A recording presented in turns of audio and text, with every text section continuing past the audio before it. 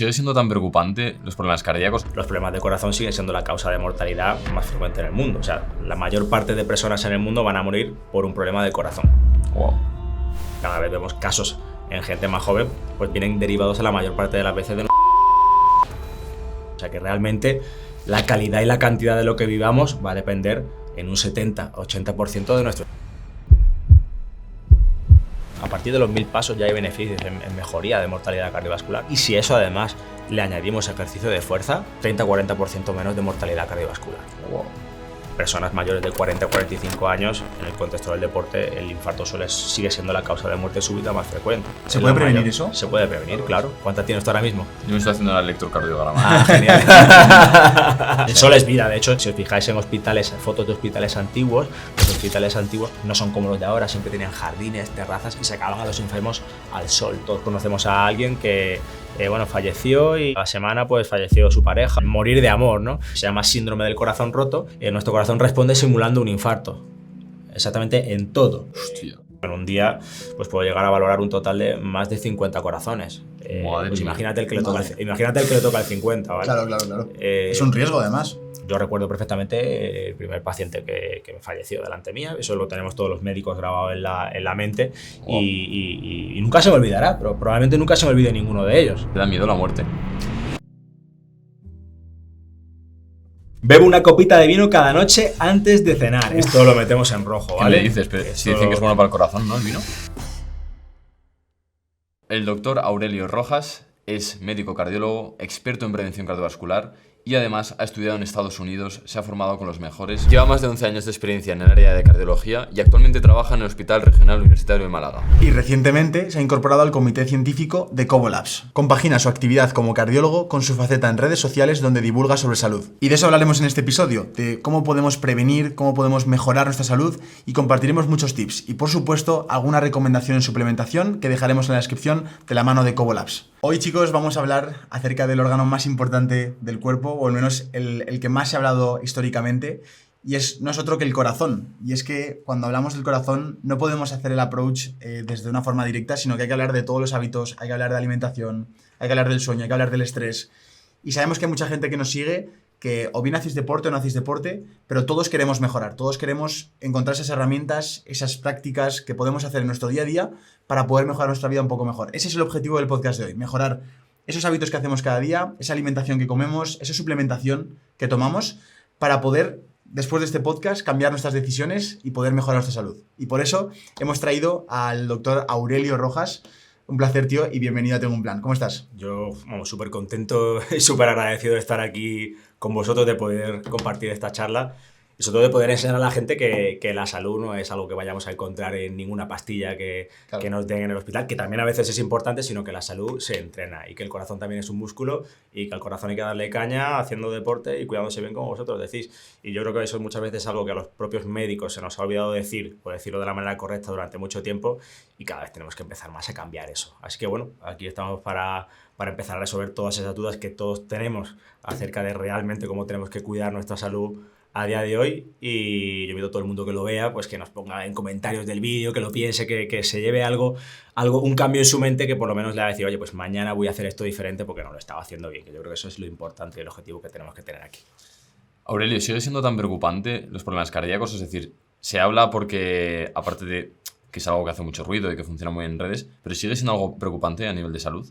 Bueno, tenéis que tener en cuenta que incluso aunque ahora parece que nos estamos empezando a cuidar más de lo que lo hacíamos antes, y aunque uno de los peores factores de riesgo, que es el tabaco, cada vez, por suerte, se fuma menos, los problemas de corazón siguen siendo la causa de mortalidad más frecuente en el mundo. O sea, la mayor parte de personas en el mundo van a morir por un problema de corazón. Wow. ¿Vale?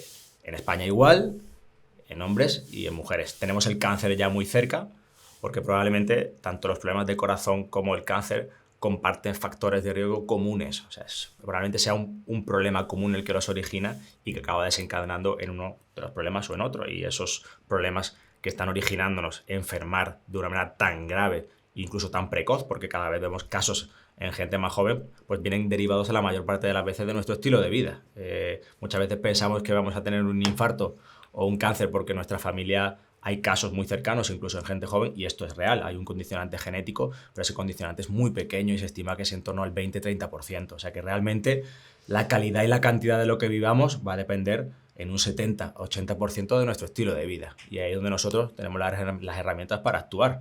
No es fácil, porque el estilo de vida que tenemos hoy en día nos condiciona a estar en una manera de vivir que va bastante alejada de lo que es fisiológico de nuestro cuerpo. Es decir, estamos metiéndole un estímulo constante a nuestro organismo que nos hace estar en unos niveles de estrés muy elevados, demasiado elevados, que hacen que nuestro metabolismo, nuestro cuerpo esté continuamente al límite, y esto lo daña de manera crónica, y eso también va haciendo que descansemos peor, que sabemos que el sueño es uno de los factores también más importantes para estar sanos, para que nuestro cuerpo sea capaz de regenerarse por la noche. Si a toda esta combinación le metemos que nuestra alimentación no es la más adecuada porque a veces no tenemos tiempo de cocinar en casa y comemos lo que pillamos, y lo que pillamos además es un ultraprocesado que está lleno de aditivos, y además tampoco tenemos tiempo de hacer actividad física porque estamos todo el día en la oficina sentados, sin movernos, y al final pues sabemos que tenemos que hacer deporte, pero no lo hacemos, o a veces lo hacemos el deporte y luego no sabemos comer bien o incluso suplementarnos adecuadamente, que es tan necesario hoy en día,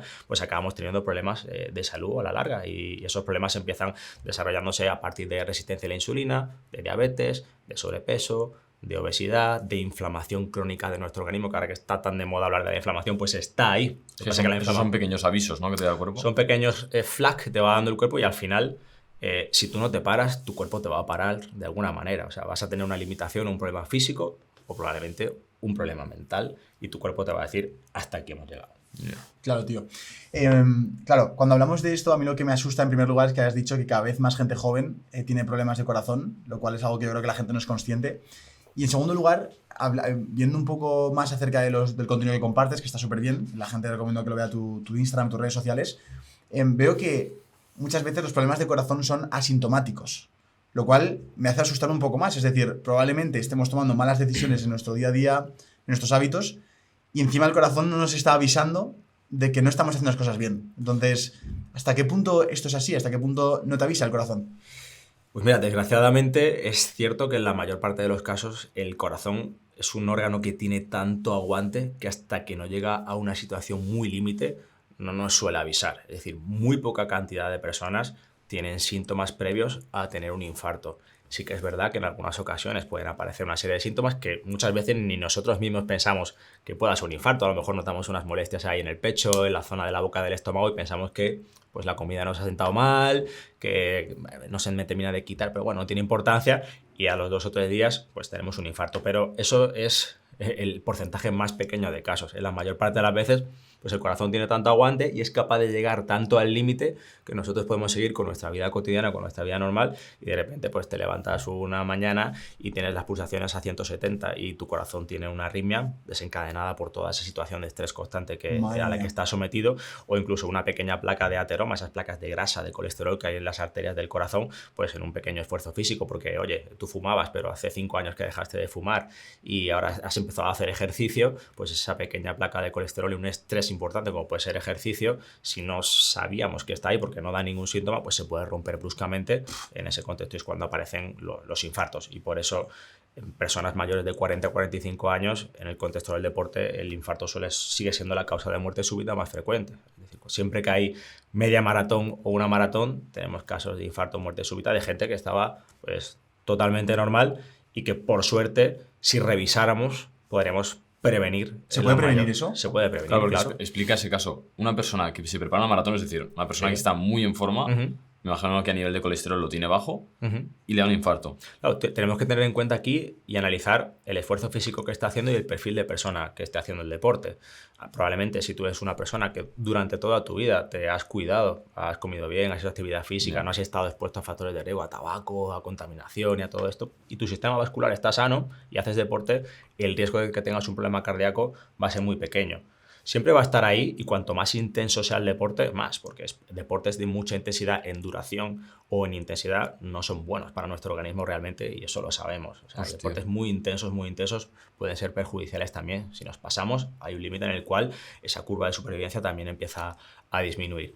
Pero si realmente eres una persona que tienes una maleta detrás porque llevas 20, 30 años que no te has cuidado, porque bueno, eras joven, hacías vida normal, tenías mucho trabajo, no te preocupaba mucho, tú te sentías aparentemente bien, pero eso poco a poco ha ido dañando tu organismo, pero no te da ningún síntoma y de repente dices, oye, me tengo que empezar a cuidar. Oye, has hecho perfecto, es que eso es lo que hay que hacer precisamente, pero si ahí hay un problema que te has ido ganando durante tiempo, en un esfuerzo muy importante dentro de una actividad física o sometido a un estrés importante o a una muy mala noticia, pues al fin, o incluso con una infección, que a veces se nos olvida que con las infecciones también, un pequeño resfriado también nos puede pasar.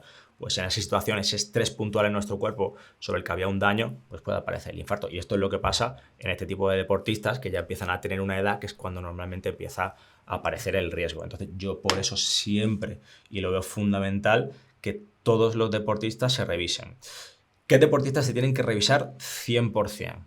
Pues todos, independientemente de la edad, que hagan un deporte muy intenso. O sea, si tu deporte es muy intenso, porque corras media maratones, ciclismo, porque levantes peso con mucho peso, cuando haces esfuerzos muy importantes, hay que revisarse obligatoriamente, independientemente de que tú te sientas perfecto. Y la edad, ¿no? Y la edad, o sea, independientemente de que tengas 15 años incluso. O sea, independientemente de tu edad, si tu deporte es muy intenso y exigencia física muy importante, lo recomendable es revisarlo. Lo más probable es que no haya ningún problema, pero siempre es recomendable revisarlo porque con pruebas muy sencillas se puede descartar. En segundo lugar, las personas que tienen antecedentes. O sea, si en tu familia hay personas jóvenes que tienen problemas de corazón desde jóvenes, probablemente sí que hay un condicionante genético que te está predisponiendo a ti a tener algo. Esas personas también tienen que revisarse. Y en último lugar, que esto es lo más frecuente, es todas las personas que o bien están por encima de los 40 años y hacen cualquier tipo de deporte, o personas que tienen encima de 40 años y tienen factores de riesgo. Hipertensión, diabetes, sobrepeso, alteraciones en la analítica de los triglicéridos o el colesterol. Esas personas también se tienen que revisar. Y normalmente con un electrocardiograma y una exploración básica suele ser suficiente, y si se sospecha algo, pues se pueden hacer una ecografía del corazón para ver el tamaño, la forma y el funcionamiento del corazón, o incluso tenemos pruebas para poder ver las arterias del corazón y para averiguar si hay placas de colesterol en las arterias del corazón. O sea, se puede saber si hay riesgo en esa persona de que pueda tener algo así. Entonces, una vez descartado eso, pues ya tenemos la seguridad de que vamos a hacer nuestro deporte totalmente seguros. Hay variables, aparte de ir al médico, que nosotros podemos controlar. Es decir, yo, por ejemplo, tengo el reloj, que creo que tenemos el mismo. Sí. Y te da las pulsaciones, y luego también te da una variable que creo que son la frecuencia, la variabilidad cardíaca. Sí. ¿Eso nos puede dar alguna pista? ¿Nos puede decir algo interesante? Sí, mira, normalmente tened en cuenta que el corazón es un músculo, como os he dicho antes, que se entrena. O sea, el corazón lo podemos entrenar y, de hecho, probablemente hoy en día, como si queréis luego os hablamos de ello, del sedentarismo como la gran plaga de hoy en día, tenemos corazones que realmente no corresponden al corazón que deberíamos tener. El corazón, cuando somos activos y nos mantenemos en continuo movimiento y hacemos suficientemente actividad física al día para que nos mantengamos sanos, no solo el corazón cambia. Yeah. Se vuelve más grande, se vuelve más elástico, es capaz de llenarse más de sangre y de bombear más sangre en cada latido. Y esto hace que la frecuencia cardíaca en reposo disminuya. Si nuestro corazón es mucho más efectivo y bombea mucho mejor, pues el organismo intenta regularse, consumir lo mínimo posible, consumir menos latidos y puede latir muy despacio y que tú estés perfecto. Claro, cuando tú le demandes a ese corazón que tiene que ir más rápido y más actividad, pues el corazón va a responder. Entonces, vigilarse la frecuencia cardíaca con este tipo de dispositivos es un buen parámetro para saber o entender algo de salud de nuestro corazón, sobre todo en personas jóvenes, porque si hablamos ya de extremos de edad y tal, pues sí que es verdad que pueden aparecer problemas de frecuencia cardíaca que son un poco más complejos, pero en gente en principio sana se puede revisar con la frecuencia cardíaca. Y luego la variabilidad de la frecuencia cardíaca también es un parámetro importante, y es que los corazones, cuando están muy sanos y funcionan muy bien, deben de tener relativamente poca variabilidad entre cada latido. El corazón tiene que latir de una manera muy regular. Y si esta variabilidad no es del todo correcta, puede querer decir que puede tener algún problema. Y esto puede ser consecuencia de que o el propio corazón tenga un problema, o a veces que está sometido a un estrés importante por nuestro estilo de vida. Por ejemplo, pues porque en vez de dormir 7 o 8 horas al día, pues estamos durmiendo menos de 6 horas. Y esto hace que nuestros niveles de cortisol estén muy elevados, de adrenalina también, y nuestro corazón es muy sensible a esas hormonas porque es el primer órgano que tiene que latir mucho más rápido y mucho más fuerte para que nuestro cuerpo esté listo para ese estrés al que está detectando nuestro metabolismo, que tiene que responder. Y eso no lo podemos medir con este tipo de dispositivos. Aparte de que, por suerte, hoy en día pues tienen muchos más algoritmos que nos permiten medir otros parámetros, como si tenemos algún tipo de arritmia, también salta alarma porque detecta la regularidad de frecuencia cardíaca y es bastante sensible, es bastante eficaz. Yo tengo muchos pacientes que me traen el electrocardiograma que te hacen estos dispositivos y es verdad que en gran cantidad de ocasiones acierta, sobre todo cuando se lleva mucho tiempo, y es bastante útil. Y yo creo que hoy en día tenemos que ir, incluso los médicos, más a favor de que el dueño de la salud de uno mismo no es tu médico, sino tú eres tu propio dueño de la salud, y tú eres el que tiene que encargarse de cuidarte. Y tenemos las herramientas y tenemos la información. Así que si quieres cuidarte, es tu deber manejarlo.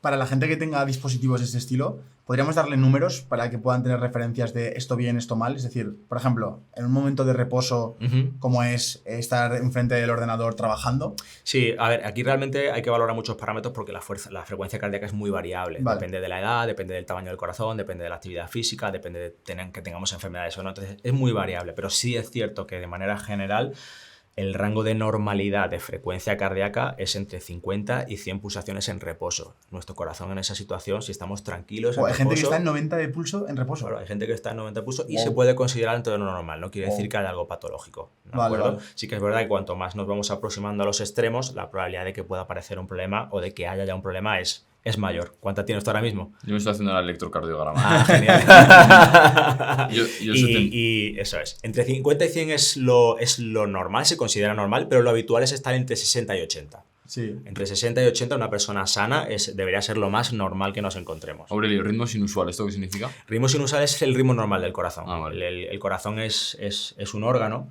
que, aparte de ser un músculo, tiene su propio sistema eléctrico automático. O sea, el propio corazón es capaz de generar impulsos eléctricos él solo. No necesita que, como Frankenstein cuando le daban el calambrazo para que el corazón latiera, pues realmente nuestro corazón no necesita ese calambrazo. Él ya lo produce de manera automática porque tiene unas células dentro que son capaces de alterar la conductividad, esos iones que pasan a través de su membrana para que al mover ese calcio y ese sodio, ese potasio, se genere un potencial eléctrico y eso genera una descarga eléctrica muy pequeña, pero suficiente para que las células musculares que tengan se contraen. Por eso cuando nos ponemos los parches, habéis visto esas terapias que hay musculares que te ponen parches y tal, y empiezan a contraerse los músculos y tal, pues el corazón es igual, solo que lo hace automáticamente. Claro. Y con cada esa contracción, bombea.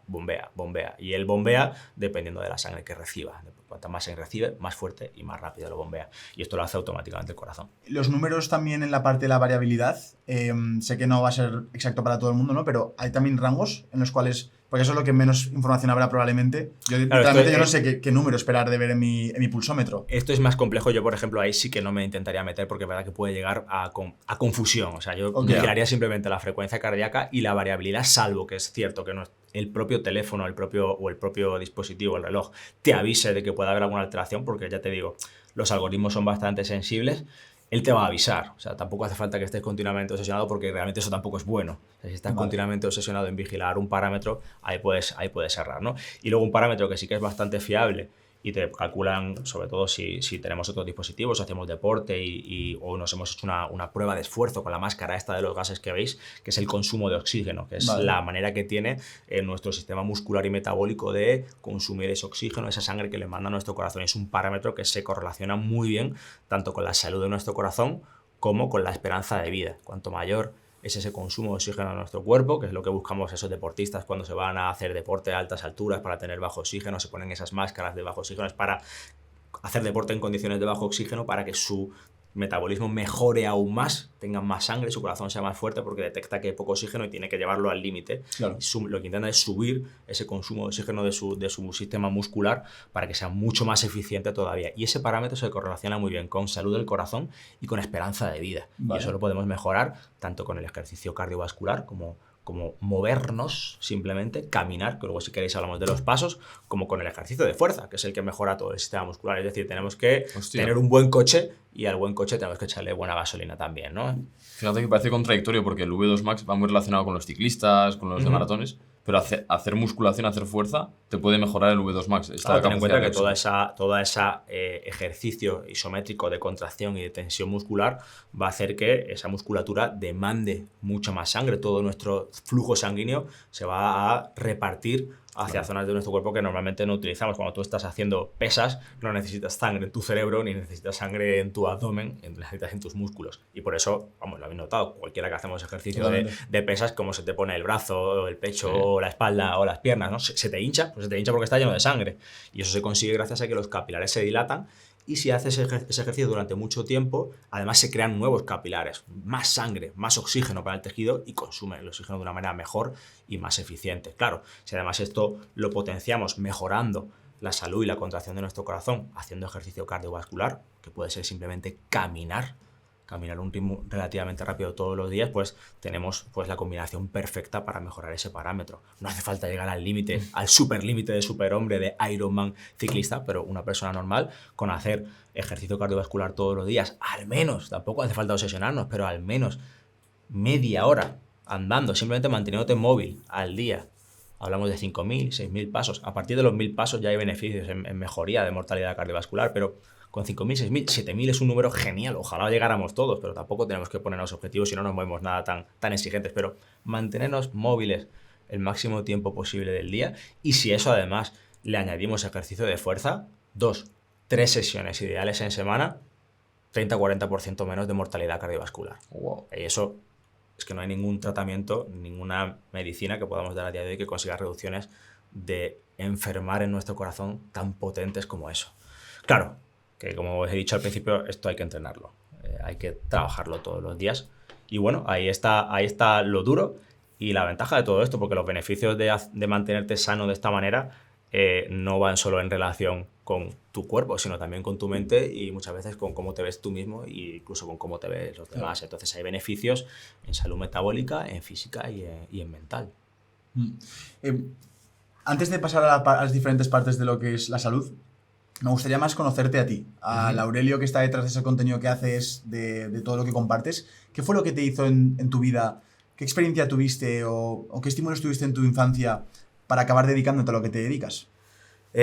Bueno, mira, realmente siempre decimos que los médicos es algo vocacional, ¿no? Como que desde que eres pequeño te has tenido esa vocación por ayudar a los demás. Y bueno, sí que es cierto que hay cierto componente vocacional de que queremos ayudar y estar ahí para la otra persona, pero a veces no es tan intenso y eso también se puede mejorar. Es decir, muchas veces cuando vamos estudiando a lo largo de la carrera te empieza a aparecer ese gusanillo. En mi caso, pues a mí siempre, yo he sido una persona muy curiosa, me gustaba mucho la biología, los animales, me hacía preguntas de todo y siempre me gustaba responderlo. Y el cuerpo humano en sí pues me parecía algo como fascinante. Decía, el cuerpo humano me parecía algo tan complejo y es como si todos los animales eran muy guays, el cuerpo humano era como el top, ¿no? Y mi madre era médico, ciertamente nunca me dijo que estudiara medicina. De hecho, todos en mi época de estudiante, todos mis amigos, tú estás loco, ¿cómo te vas a meter en medicina? Eso son muchos años, ponte a trabajar ya y ganas tu dinerito, pues lo típico que nos dicen a todos. Y mi madre me dijo, no, tú haz lo que tú quieras, tú no tengas miedo, tranquilo, que hay tiempo para todo en la vida. Y llegó un momento que tuve que decidir, oye, ¿qué es lo que tengo que hacer con mi vida? Y dije, me tengo que poner a estudiar a tope porque pues voy a hacer medicina. Pues tuve la suerte de entrar en medicina, hice mi carrera estupendamente. La verdad que para ser un chico que yo siempre he sido muy inquieto y siempre me ha gustado mucho saber y estudiar, pero me gustaba hacer toco instrumento, el violín, toco la guitarra, siempre hacía mucho deporte. O sea, igual podía sacar un 10, pero si podía sacar un 7 y luego estar con el violín o haciendo un partido de fútbol, pues prefería sacar menos nota y disfrutar del otro también, ¿no? Ese sí, un poco yo. Pero realmente cuando entré en la facultad de medicina me convertí en un auténtico comelibros. Es una carrera exigente. Es una carrera exigente y sobre todo en la que encuentras respuesta a muchas dudas que has tenido en tu vida, ¿no? Y si eres curioso y quieres saber más, siempre lo vas a tener y vas a tener esa respuesta. Por suerte nos enseñan muchísimas cosas y por desgracia a veces demasiadas cosas y tampoco a veces nos enseñan cosas que necesitamos para ser médico de verdad. O sea, eres un auténtico sabedor de la teoría de medicina, de la fisiología, de cómo funciona nuestro cuerpo, pero realmente la medicina no es eso. La medicina es ayudar a personas y eso es lo que luego vamos aprendiendo poco a poco con el paso del tiempo, pues ya cuando estamos en el hospital, de nuestros compañeros, cuando somos residentes, de nuestros tutores, de nuestros mentores, en los que nos fijamos ya en el campo de batalla, pues a cómo tenemos que responder frente a esas situaciones con personas, porque al final es que nosotros trabajamos con personas que sienten y que padecen igual que nosotros, que los médicos no somos máquinas, somos personas que sentimos y padecemos igual. ¿Sientes que son demasiados años la carrera de medicina? No, para mí no me pareció demasiados años, no se me hizo larga, no sé, los que nos escuchen que estén estudiando medicina y que ahora estén clavando los codos a lo mejor piensan diferente. También yo es verdad que lo veo de una manera retrospectiva y creo que conforme va pasando el tiempo, si tu experiencia vital es positiva, tendemos a eliminar lo malo y a quedarte solo con lo bueno, ¿no? Y yo realmente no tengo esa concepción de que me fuera largo. De hecho, al revés, me hubiera encantado que incluso fuera más y disfrutar de ese periodo en el que, bueno, estaba con mis compañeros, era feliz, no tenía tantas responsabilidades, ¿no?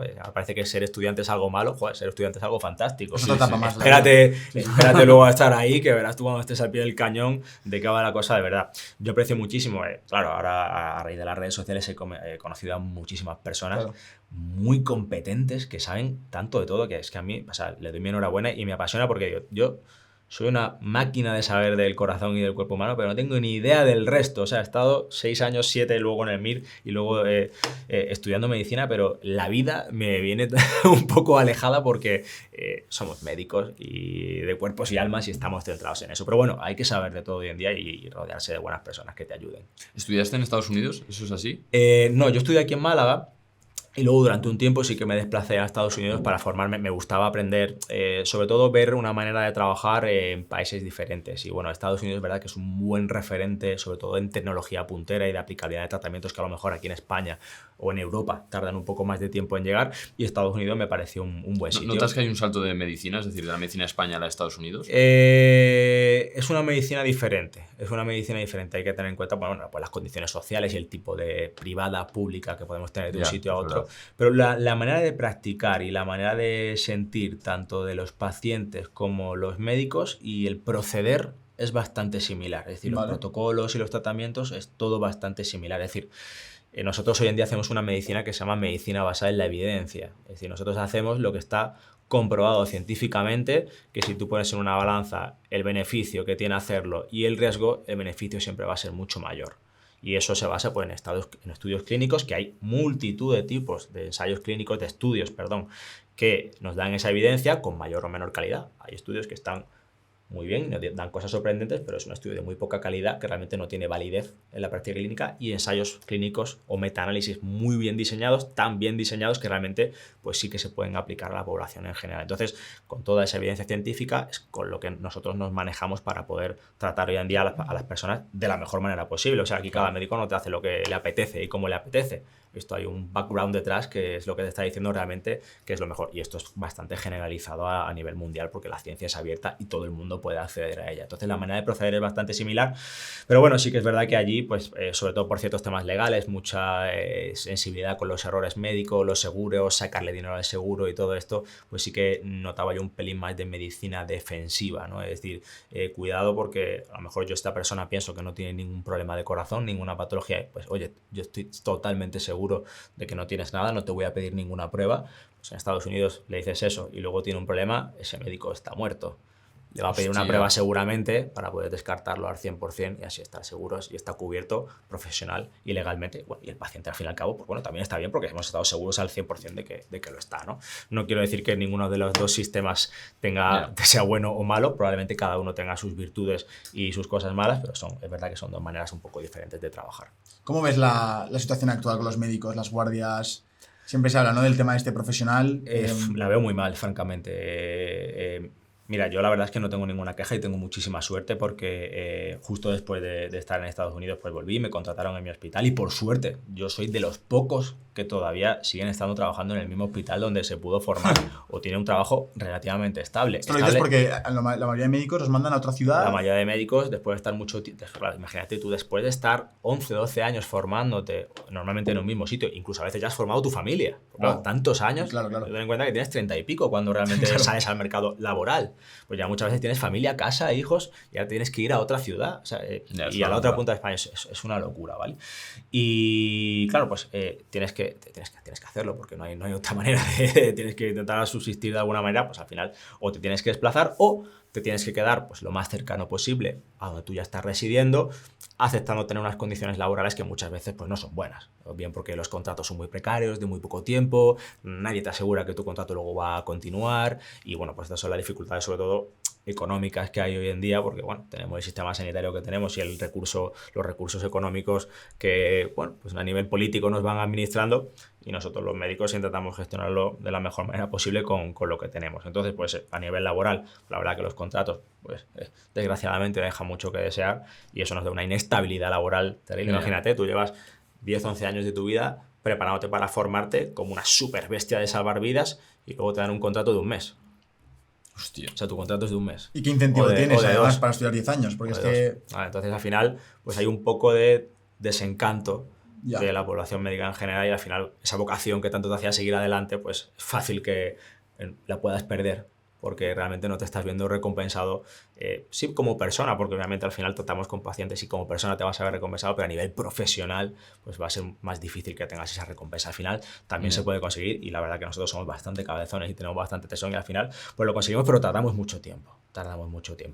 Y bueno, Eso por un lado, y luego el tema de las guardias, pues ya imaginaros. Claro, es que eso es un melón, ¿eh? Somos muy pocos médicos realmente para poder mantener un sistema de guardia sostenible en el que pudiéramos hacer turnos y tener los descansos adecuados que necesitamos. Claro, como los recursos que hay para pagar a los médicos que hay son los que hay,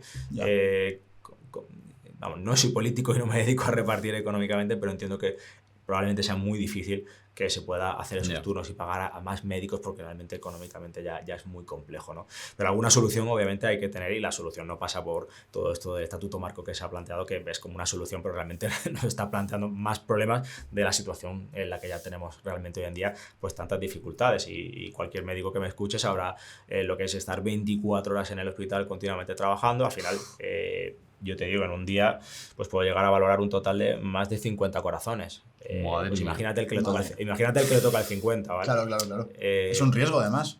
Realmente, como os decía antes, creo que estamos tan entrenados para estar sometidos a ese estrés que teniendo más posibilidades de equivocarte, porque esto es verídico y está comprobado científicamente, archicomprobado, estamos tan entrenados que si no lo estuviéramos es que sería imposible, ¿no? Pero al final el principal afectado de todo esto, pues en primer lugar es el paciente si se comete algún error, pero el segundo somos nosotros mismos, porque al final nuestra propia salud acaba destrozada a nivel físico y a nivel mental. Claro, yo estaba pensando en eso porque el paciente no tiene un ejemplo líder, porque va al hospital y ve a un médico que está cansado, que no se ha podido cuidar. Claro, bueno, realmente tenemos la suerte de que la gente nos entiende bastante bien. Quiero decir, ellos te ven la cara y dicen, pues yo iba a trabajar al hospital con un cabestrillo, me luxé el hombro y iba con el cabestrillo, por el simple hecho de que si yo me daba de baja, mis compañeros me iban a tener que cubrir. Yo no quería fastidiar a mis compañeros que ya estaban hasta arriba.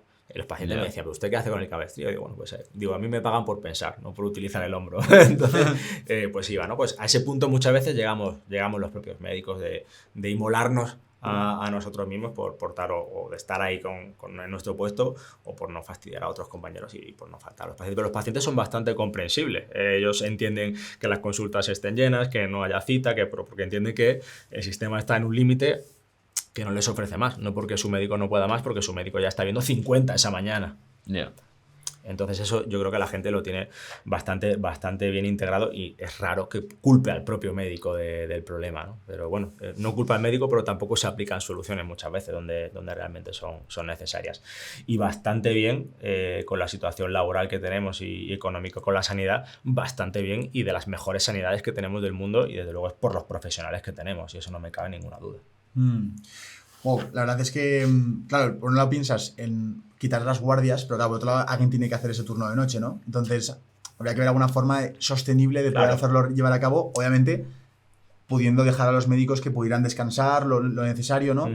O a lo mejor incluso, si ya van a tener ese esfuerzo, que el incentivo sea lo suficientemente grande como para decir, me merece la pena estar 10 años de carrera de medicina más la especificación, más luego estas guardias y estos turnos insanos. Por ejemplo, ese periodo nocturno no te dan un plus de estar trabajando por la noche ni estar te pagan lo mismo. fines de semana. Si tienes jornada complementaria, pues el precio que pagan por la guardia, pero no tiene un plus, por ejemplo, por estar trabajando por la noche y luego esas horas que estás trabajando ni siquiera tributan luego a la seguridad social. Es como si no fuera un tiempo fantasma en el que, bueno, sí, estás cobrando y está genial, porque es que si no cobraras eso, es que ganaríamos 1.500 euros. Hombre, sería esclavitud. Es el sueldo base. O sea, sería pues eso lo que ganaríamos para un puesto que exige una responsabilidad tan importante como que tienes la vida de personas en tus manos. Totalmente.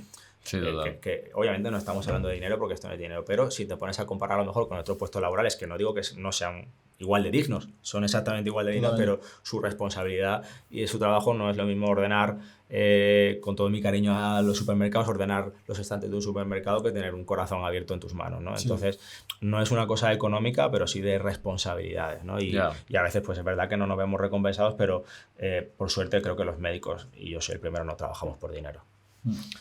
Bueno, cambiando ya de tema, me ha venido muy relacionado a todo lo que comentabas, el estrés. 24 horas trabajando, tengo que volver a trabajar, un paciente, otro paciente. ¿El estrés deja huella en algún sitio del cuerpo? Es decir, ¿se puede medir o se puede ver que estamos muy estresados o la analítica sale mal? ¿Cómo podemos saber si estamos estresados o no? Mira, el estrés para mí es uno de los grandes caballos de batalla. Todo el mundo me lo dice. Aurelio, tú siempre estás hablando del estrés y de combatir el estrés y tú eres el más estresado. Y digo, pues, efectivamente, tienes razón. Yo soy el más estresado porque por mi inquietud mental y por todo lo que hago, pues no puedo parar. Tengo que estar siempre haciendo algo. Y es cierto que estoy estresado y todos vamos a estar estresados porque la vida no la vamos a cambiar. La vida es la que tenemos. Pero tenemos que aprender a gestionar el estrés. Eso es, ahí es donde está el truco importante. No es quitarte ese estrés, porque te lo puedes quitar un tiempo, pero al final va a volver. O sea, tienes que encontrar un estilo de vida sostenible y factible en el tiempo para que tú puedas sobrellevar o mitigar esos efectos negativos que tiene el estrés en nuestra salud. Y hoy en día sabemos que toda la vida los cardiólogos y los médicos hemos dado mucha importancia a la diabetes, a la hipertensión, al tabaco, al colesterol, que son muy importantes. Pero también lo es el estrés, lo es el mal descanso nocturno y lo es el sedentarismo. Y el estrés es muy difícil porque no tenemos nada realmente de tratamiento para que ello te dé y combatas el estrés, aunque sí tenemos algunos suplementos que nos pueden ayudar. El primer síntoma que vamos a notar del estrés es a nivel mental, ¿no? Yo creo que la repercusión donde inmediatamente vamos a notar que estamos estresados, pues ese nerviosismo, esa inquietud, esa dificultad para descansar, nuestro cerebro está continuamente hiperactivo, pensando más de lo normal, y ese exceso de estimulación neuronal fisiológico y de catecolaminas y de cortisol en nuestro organismo, pues vas a acabar produciendo que nuestro corazón también tenga síntomas. Palpitaciones, taquicardia, a veces falta de aire, sensación de presión. Te acuestas en la cama por la noche y ¿quién no ha notado que el corazón pum, pum, lo tiene latiendo, ¿no? Porque tú estás en modo descanso, pero tu fisiología y tu cuerpo no. Está en modo estrés todavía porque no ha sido capaz de regularse tan rápido y estás notándolo continuamente. Son pequeñas señales que podemos notar. A nivel de la analítica, pues es verdad que es más complejo, pero también podemos detectar algunos patrones. Cuando estamos muy estresados y cuando estamos muy expuestos a niveles muy altos de cortisol, estamos llevando nuestro metabolismo al límite. Queremos llegar al máximo. Claro, esto en un momento puntual, cuando estábamos en la selva o en la sabana y teníamos que correr el delón, era necesario para escapar, pero hoy en día, mantenido de manera crónica, es cuando nuestro metabolismo está al límite siempre, de manera crónica, cuando empieza a dañarse. Y ahí es cuando nuestro sistema de obtención de energía a nivel celular empieza a fracasar, pues ya nuestro metabolismo de los hidratos de carbono no es igual, no es tan eficiente, comemos poco, comemos normal y nos engorda muy rápidamente. Comemos poca cosa o, oye, es que me han diagnosticado de repente, parece que tengo diabetes y yo como normal, sí, pero es que estás durmiendo 5 horas todas las noches. Joder, ¿cómo afecta, madre mía? Todo el metabolismo de los hidratos de carbono está directamente relacionado porque se convierten en el hígado con la grasa, con los triglicéridos y colesterol, y al final va a acabar elevando probablemente los triglicéridos y también el colesterol LDL. Por eso muchas veces yo tengo muchos pacientes, doctor, yo es que no me explico cómo tengo el colesterol alto si yo no como grasa. Es que, caballero, solo el 20% del colesterol que tiene usted en la sangre es de lo que come en la comida, colesterol de dietético. El resto lo ha fabricado su hígado a partir de los hidratos de carbono que está comiendo o de las grasas que está comiendo, o bien en exceso, o bien que su metabolismo no los está manejando bien porque tienes un estrés muy importante, o bien porque no estás quemando lo suficiente porque estás todo el día sentado.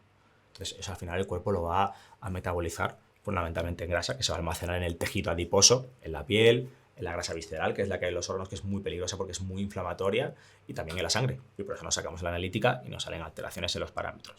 Y luego también este estrés acaba causando ya por último en la analítica, que lo podemos ver también, inflamación crónica de bajo grado. Y por eso hoy en día tenemos algunos parámetros que nos están permitiendo medir esa inflamación de bajo grado, esa inflamación vascular, que es la que va dañando los vasos sanguíneos y es la que va produciendo que esas placas se puedan formar, que es la PCR ultrasensible. Y eso lo podemos detectar también en la analítica. Entonces, personas que no tienen ninguna enfermedad autoinmune ni ningún proceso inflamatorio crónico, ya enfermedades, y que tienen esa PCR ultrasensible también alta, se ha visto que tienen más riesgo de tener enfermedad cardiovascular, y eso se puede detectar en una analítica.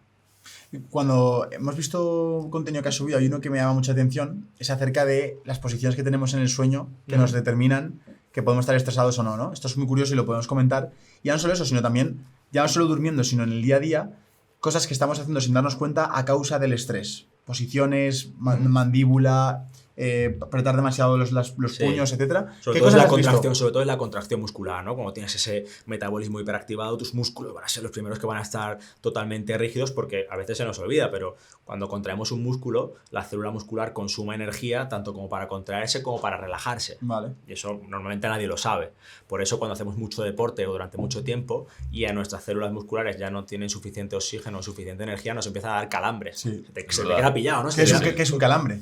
Es el que el músculo no es capaz, no tiene ya energía y no es capaz de relajarse. ¿Os acordáis que os he dicho que consume energía contrayéndose y relajándose? Pues se ha contraído, pero ya no tiene nada para poder relajarse y se te queda totalmente agarrotado.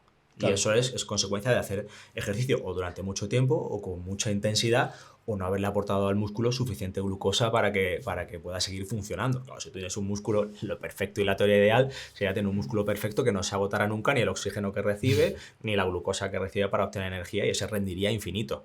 Bueno, infinito no es, pero durante mucho tiempo se puede aguantar y por eso vemos, por ejemplo, a los ciclistas y a los maratoneros que están comiendo continuamente para echarle combustible, para echarle glucosa al sistema muscular que está consumiendo y evitar tener los tirones. Claro, al final un límite tenemos, pero es una de las maneras.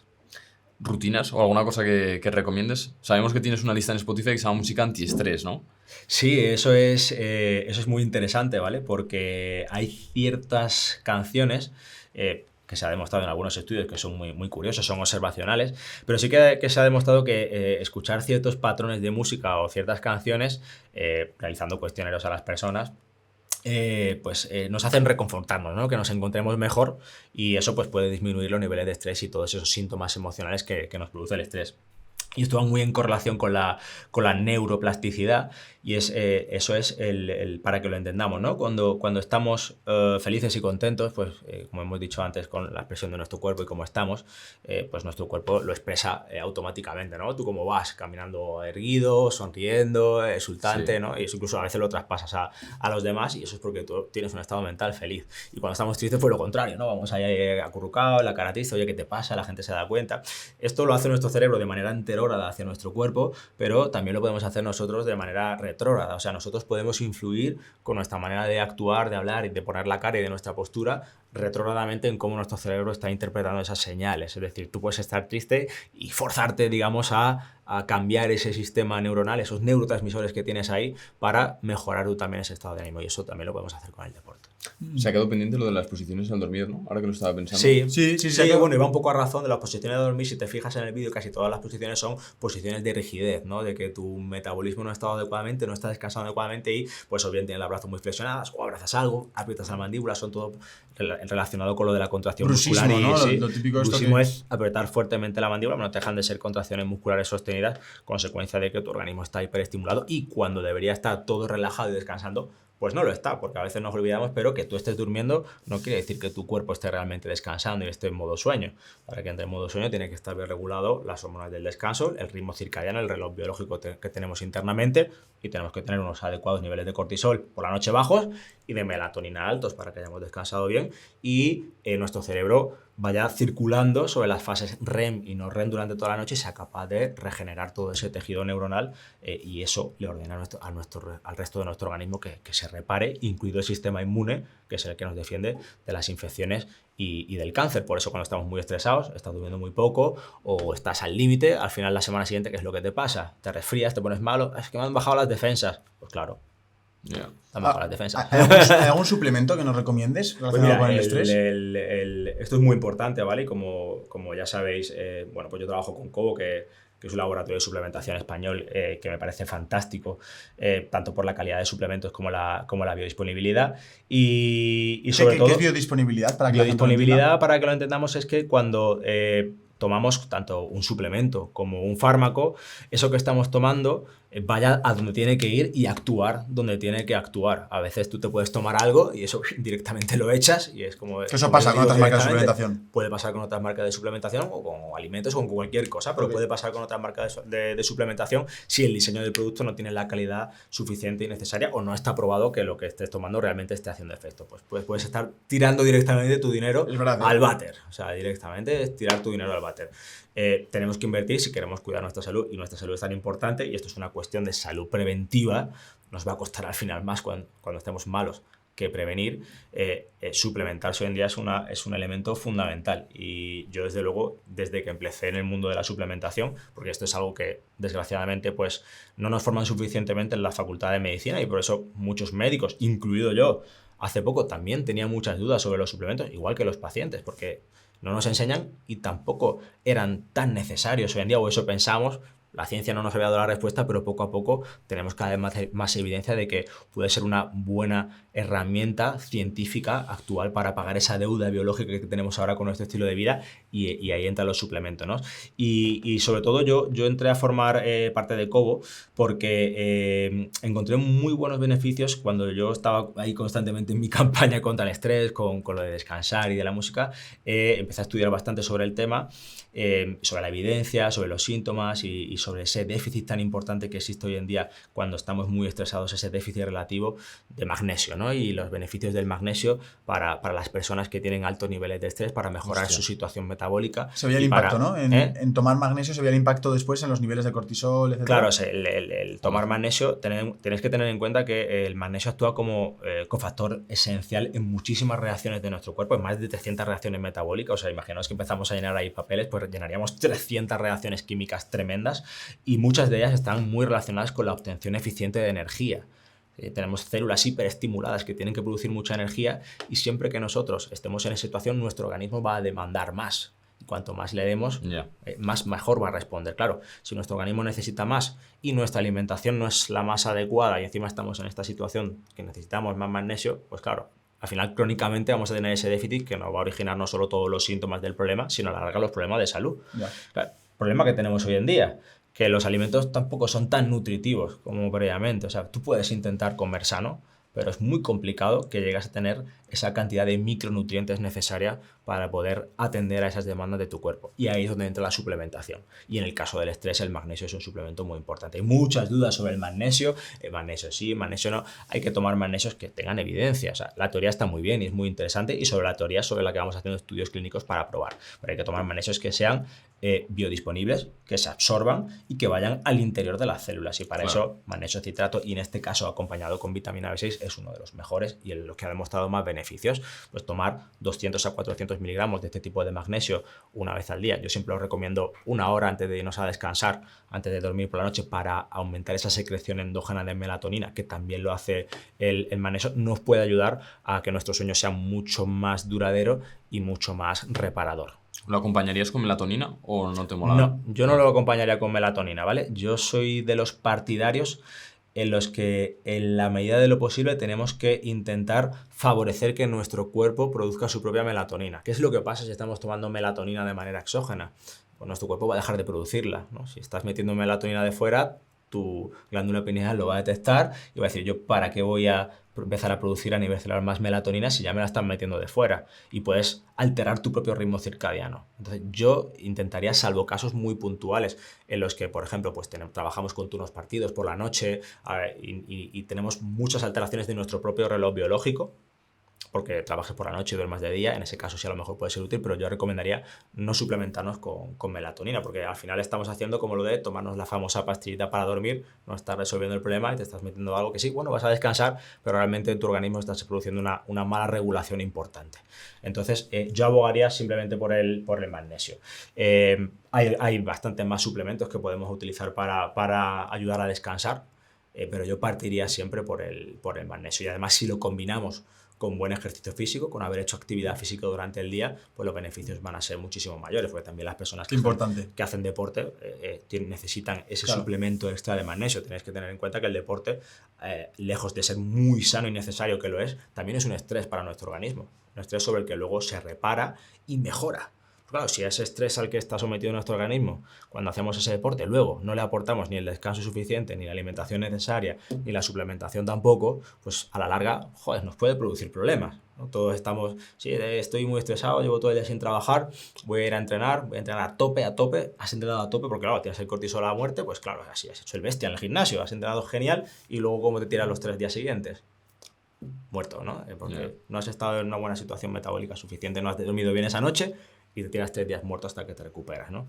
Pues hay que intentar evitar eso, y eso lo podemos mejorar también con la suplementación, y ahí el magnesio es un suplemento clave. Luego, si queréis, también podemos hablar de la creatina. Hemos dicho combinar magnesio con vitamina B6, ¿verdad? Magnesio con vitamina B6 La combinación, siempre vale. es lo ideal para fomentar ya no solo esa biodisponibilidad, sino también esa sinergia, ¿no? Ok. Intentar juntar compuestos, moléculas, para que los beneficios puedan ser muchísimo mayores, y eso es uno de los puntos buenos que tiene Kobo. Creatina has dicho, ¿eh?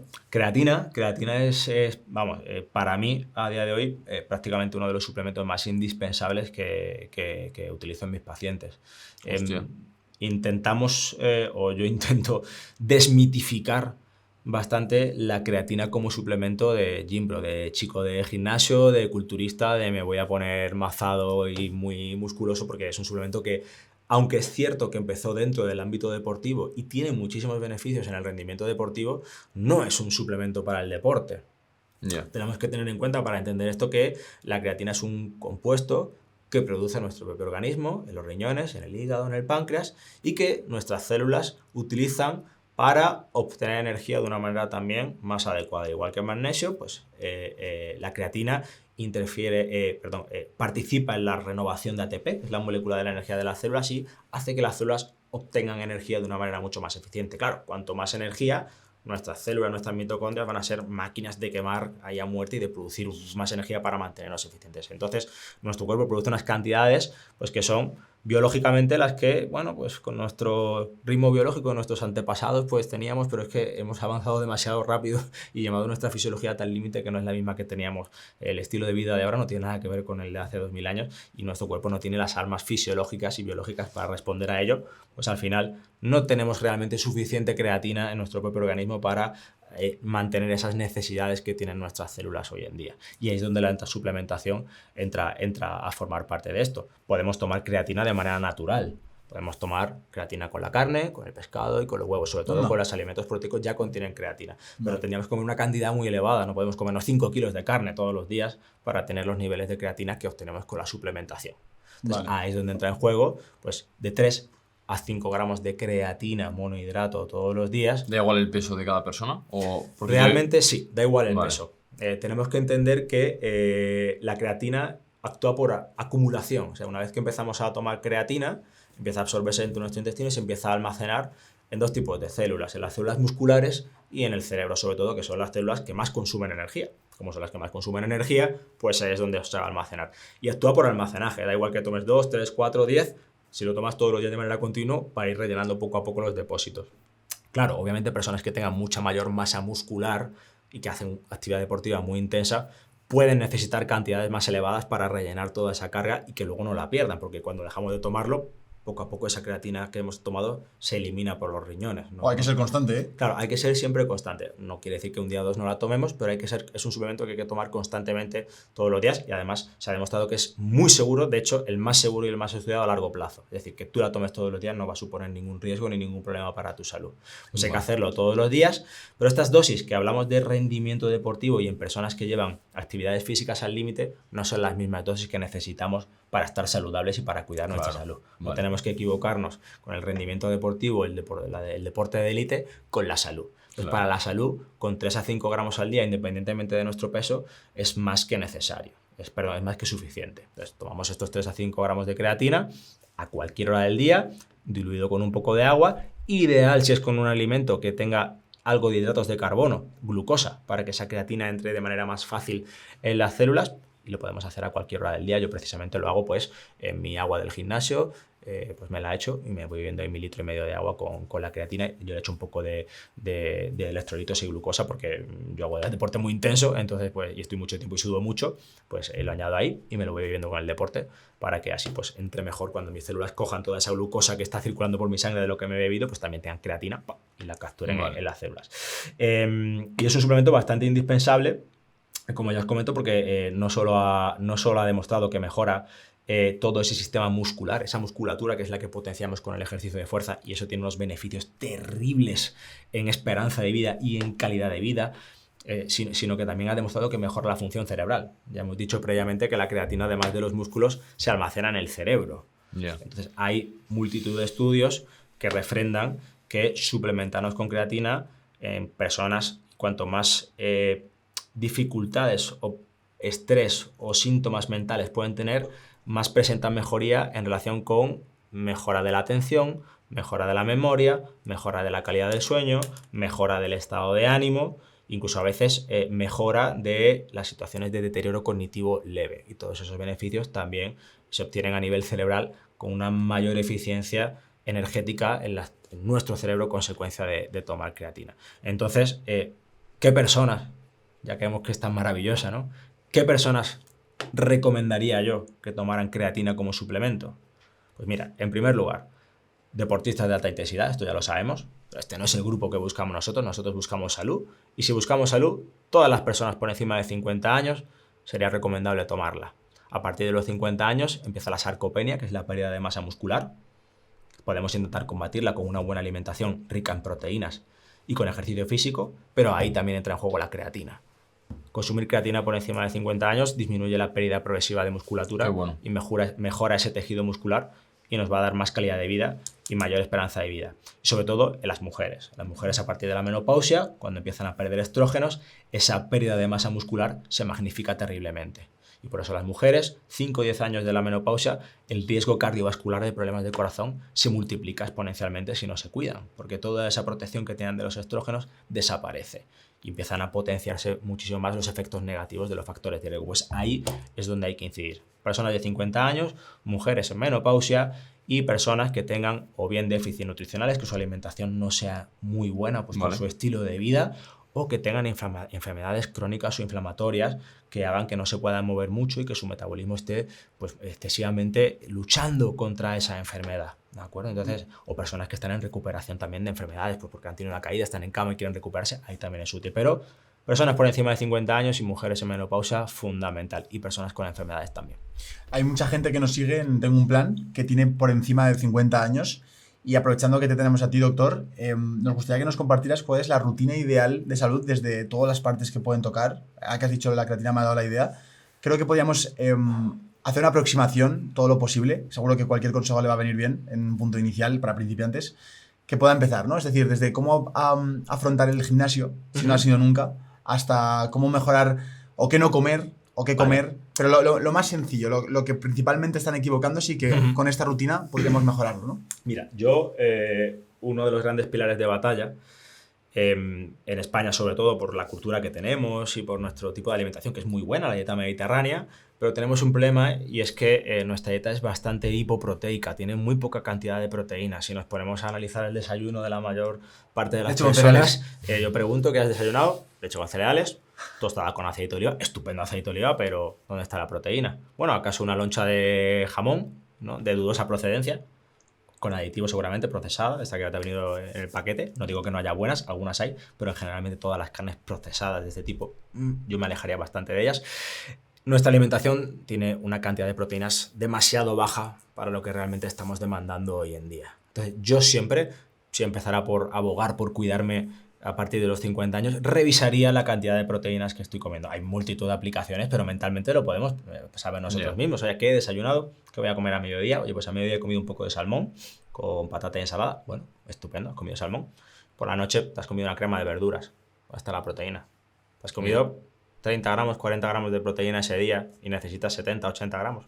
Aproximadamente 1,2, 1,5 gramos por kilogramo de peso al día de proteínas, lo que tenemos que consumir. Vale. Hasta 2 gramos al día se ha visto que es totalmente seguro, incluso en algunos estudios hasta 4. Vale. O sea, que podemos tomar mucho más con aceptable seguridad de que está todo bien, pero tampoco es necesario. Vamos a consumir más de lo necesario si no lo necesitamos. 1,2, 1,5 gramos es más que suficiente. Pues una mujer de 60 años debería consumir aproximadamente entre 70, 75, 80 gramos de proteína al día. Y si analizamos esta dieta, pues se ha comido 30 o 40, se ha comido la mitad. Qué buen consejo. Entonces, revisar la cantidad de proteínas que tomemos. Y perder el miedo a tomar suplementos, que no es suplemento realmente, a tomar complementos con proteínas. Esos famosos polvos de proteína que vemos muchas veces a las personas que hacen deporte. Claro, ellos hacen deporte y necesitan más proteína para reparar todos sus músculos, pero es que el resto de personas en estas situaciones hoy en día también lo necesitamos. Perder un poco el miedo a complementarnos, a tomar proteína, esos famosos batidos de proteína, y desde Cobo lo hacen muy bien porque su proteína, aparte de ser una proteína de vacas de pasto natural, porque Oye, ¿dónde viene tu proteína? Normalmente luego sienta fatal la tripa. suele venir del suero de la leche, de vacas, pero ¿de qué vacas? ¿Dónde están estas vacas? ¿Qué han comido esa leche? Exacto. ¿Qué ha pasado con esa leche? ¿A qué procesos se ha visto importante, sometida? sí. ¿No? O sea que hay que vigilar muy bien todo lo que nos metemos en nuestro cuerpo. Entonces, perder el miedo, elegir una proteína de calidad. Y si esta proteína pues lleva algunos suplementos más, como en el caso del cobo, la vitamina E, que es un potente antioxidante, sobre todo si hacemos ejercicio físico, pues mejor que mejor. Entonces, revisa nuestras proteínas, la cantidad de proteína que tenemos al día, y en el caso de que, bueno, bien, no podamos consumirla de manera dietética, pues por nuestro estilo de vida, o porque no nos guste. Hay personas que no les gusta la carne, o no quieren comer, o no les gusta tampoco los huevos o el pescado. Pues ¿qué hacemos? Una de las posibilidades interesantes puede ser complementarnos con proteína, ¿no? Y yo esto lo veo fundamental porque hay multitud de estudios que relacionan el buen consumo de proteína con el envejecimiento, con una menor pérdida de masa muscular y una mayor esperanza de vida. Entonces hay que siempre consumir proteína, sobre todo porque además es que parece que hay cierta tendencia que conforme vamos envejeciendo cada vez nos gustan menos, y es muy habitual encontrarnos personas mayores, es que a mí no me gusta la carne ni el pescado, y comen muy poca proteína. Yeah. Entonces, hay que vigilar siempre esto bien. ¿Qué no comer? Pues mira, yo me alejaría de no comer todo lo que viene envasado en un paquete de plástico. Fácil de reconocer. ¿Vale? Fácil de reconocer. Yo me alejaría de todo esto. Muchas veces es cierto que no tenemos otro remedio porque no tenemos tiempo para cocinar y tal, pero yo siempre abogaría porque una alimentación sana pasa por cocinar nuestra propia comida en casa. Y eso es el punto más prioritario de todos. Luego ya podemos discutir sobre más o menos alimentos, qué tipos de alimentos es otro y cómo los vas a cocinar, pero por lo menos hazlo en casa. Y olvídate de todo ese paquete que viene en plástico, galletas, bollería, todo eso va afuera, ¿no? Ya no solo porque nutricionalmente es una porquería, sí, y aparte de todos los aditivos, sino porque esas grasas hidrogenadas que utilizan para producirlo son terriblemente dañinas para nuestro metabolismo. Incluso las carnes procesadas, salchichas, todo este tipo de paquetes que llevan derivados nitrogenados, también se han demostrado, incluso en algunos casos, cuando consumimos mucho durante mucho tiempo, que pueden aumentar el riesgo de problemas tan graves como cáncer de colon. Entonces, yo ese tipo de productos, no digo que puntualmente no los podamos comer, obviamente, esto como decía, para hacer eso, la dosis hasta el veneno, pero yo en mi estilo de vida en general lo evitaría y abogaría por una comida sana. Y luego, de cara a enfrentarnos con el deporte, pues mira, esto es muy individual y es muy variable, depende de cada persona. Va a depender de, bueno, si tú has hecho deporte previamente en tu vida o no, y de tus condiciones físicas y de tu aparato locomotor. Claro, cuando tenemos 20, 25, 30 años, no sé cuánto tenéis vosotros, sí, más jóvenes que yo creo. Pues podemos hacerlo prácticamente todo porque nuestro aparato locomotor nos lo permite, pero es verdad que cuando van pasando años y vamos envejeciendo, pues ya las articulaciones no están igual. Joder, es que no te has cuidado, claro, los huesos están descalcificados, la musculatura se te ha atrofiado, tienes sarcopenia, te duelen las piernas, te duelen las rodillas y ahora ¿qué haces? Bueno, lo vas a poder mejorar muy probablemente con el ejercicio, pero vas a tener que buscar un profesional que te indique qué rutina de ejercicio vas a poder hacer tú de una manera segura para obtener beneficios de salud y no te dañes, ¿no? Y lo que tenemos que intentar por todos los medios y sobre todo los médicos es evitar ese discurso de no es que me ha dicho mi médico que no haga deporte y que no haga esfuerzos. Eso es un error terrible. Eso es mala praxis. O sea, nunca le diría a un enfermo que no haga deporte. Encima, enfermos de corazón a la primera de cambio se les dice eso, ¿no? Y aparte hay mucha mentalidad de la propia persona que ha tenido un problema de corazón, no, es que yo no puedo hacer nada, tal.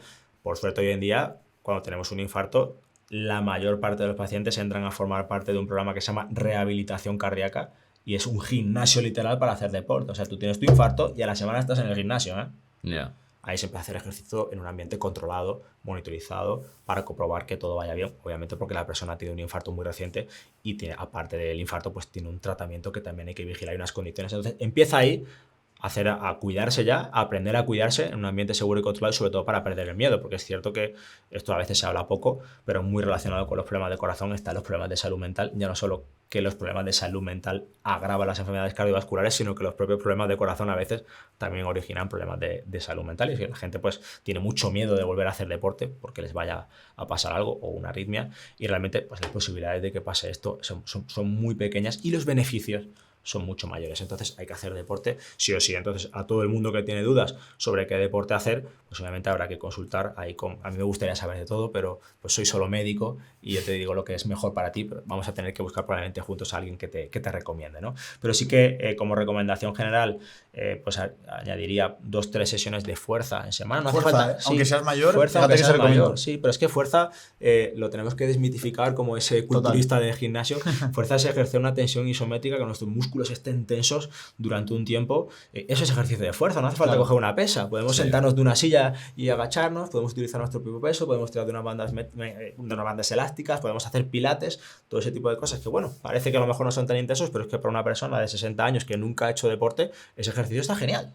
Músculo salud. En salud. Músculo de salud. Entonces, 2-3 sesiones en semana y lo acompañaré con algún tipo de ejercicio cardiovascular, que muchas veces no tenemos tiempo, pero oye, decimos, pues voy a ir al trabajo caminando, 15 minutos de ida y 15 minutos Muy de bien. vuelta, pues ya has hecho media hora y esa media hora ya has cumplido pues 5.000, 6.000, 7.000 pasos. Y si esta caminata lo has hecho a un ritmo relativamente alto para que notes que, pues un poco, que no es un paseo, estamos haciendo ejercicio.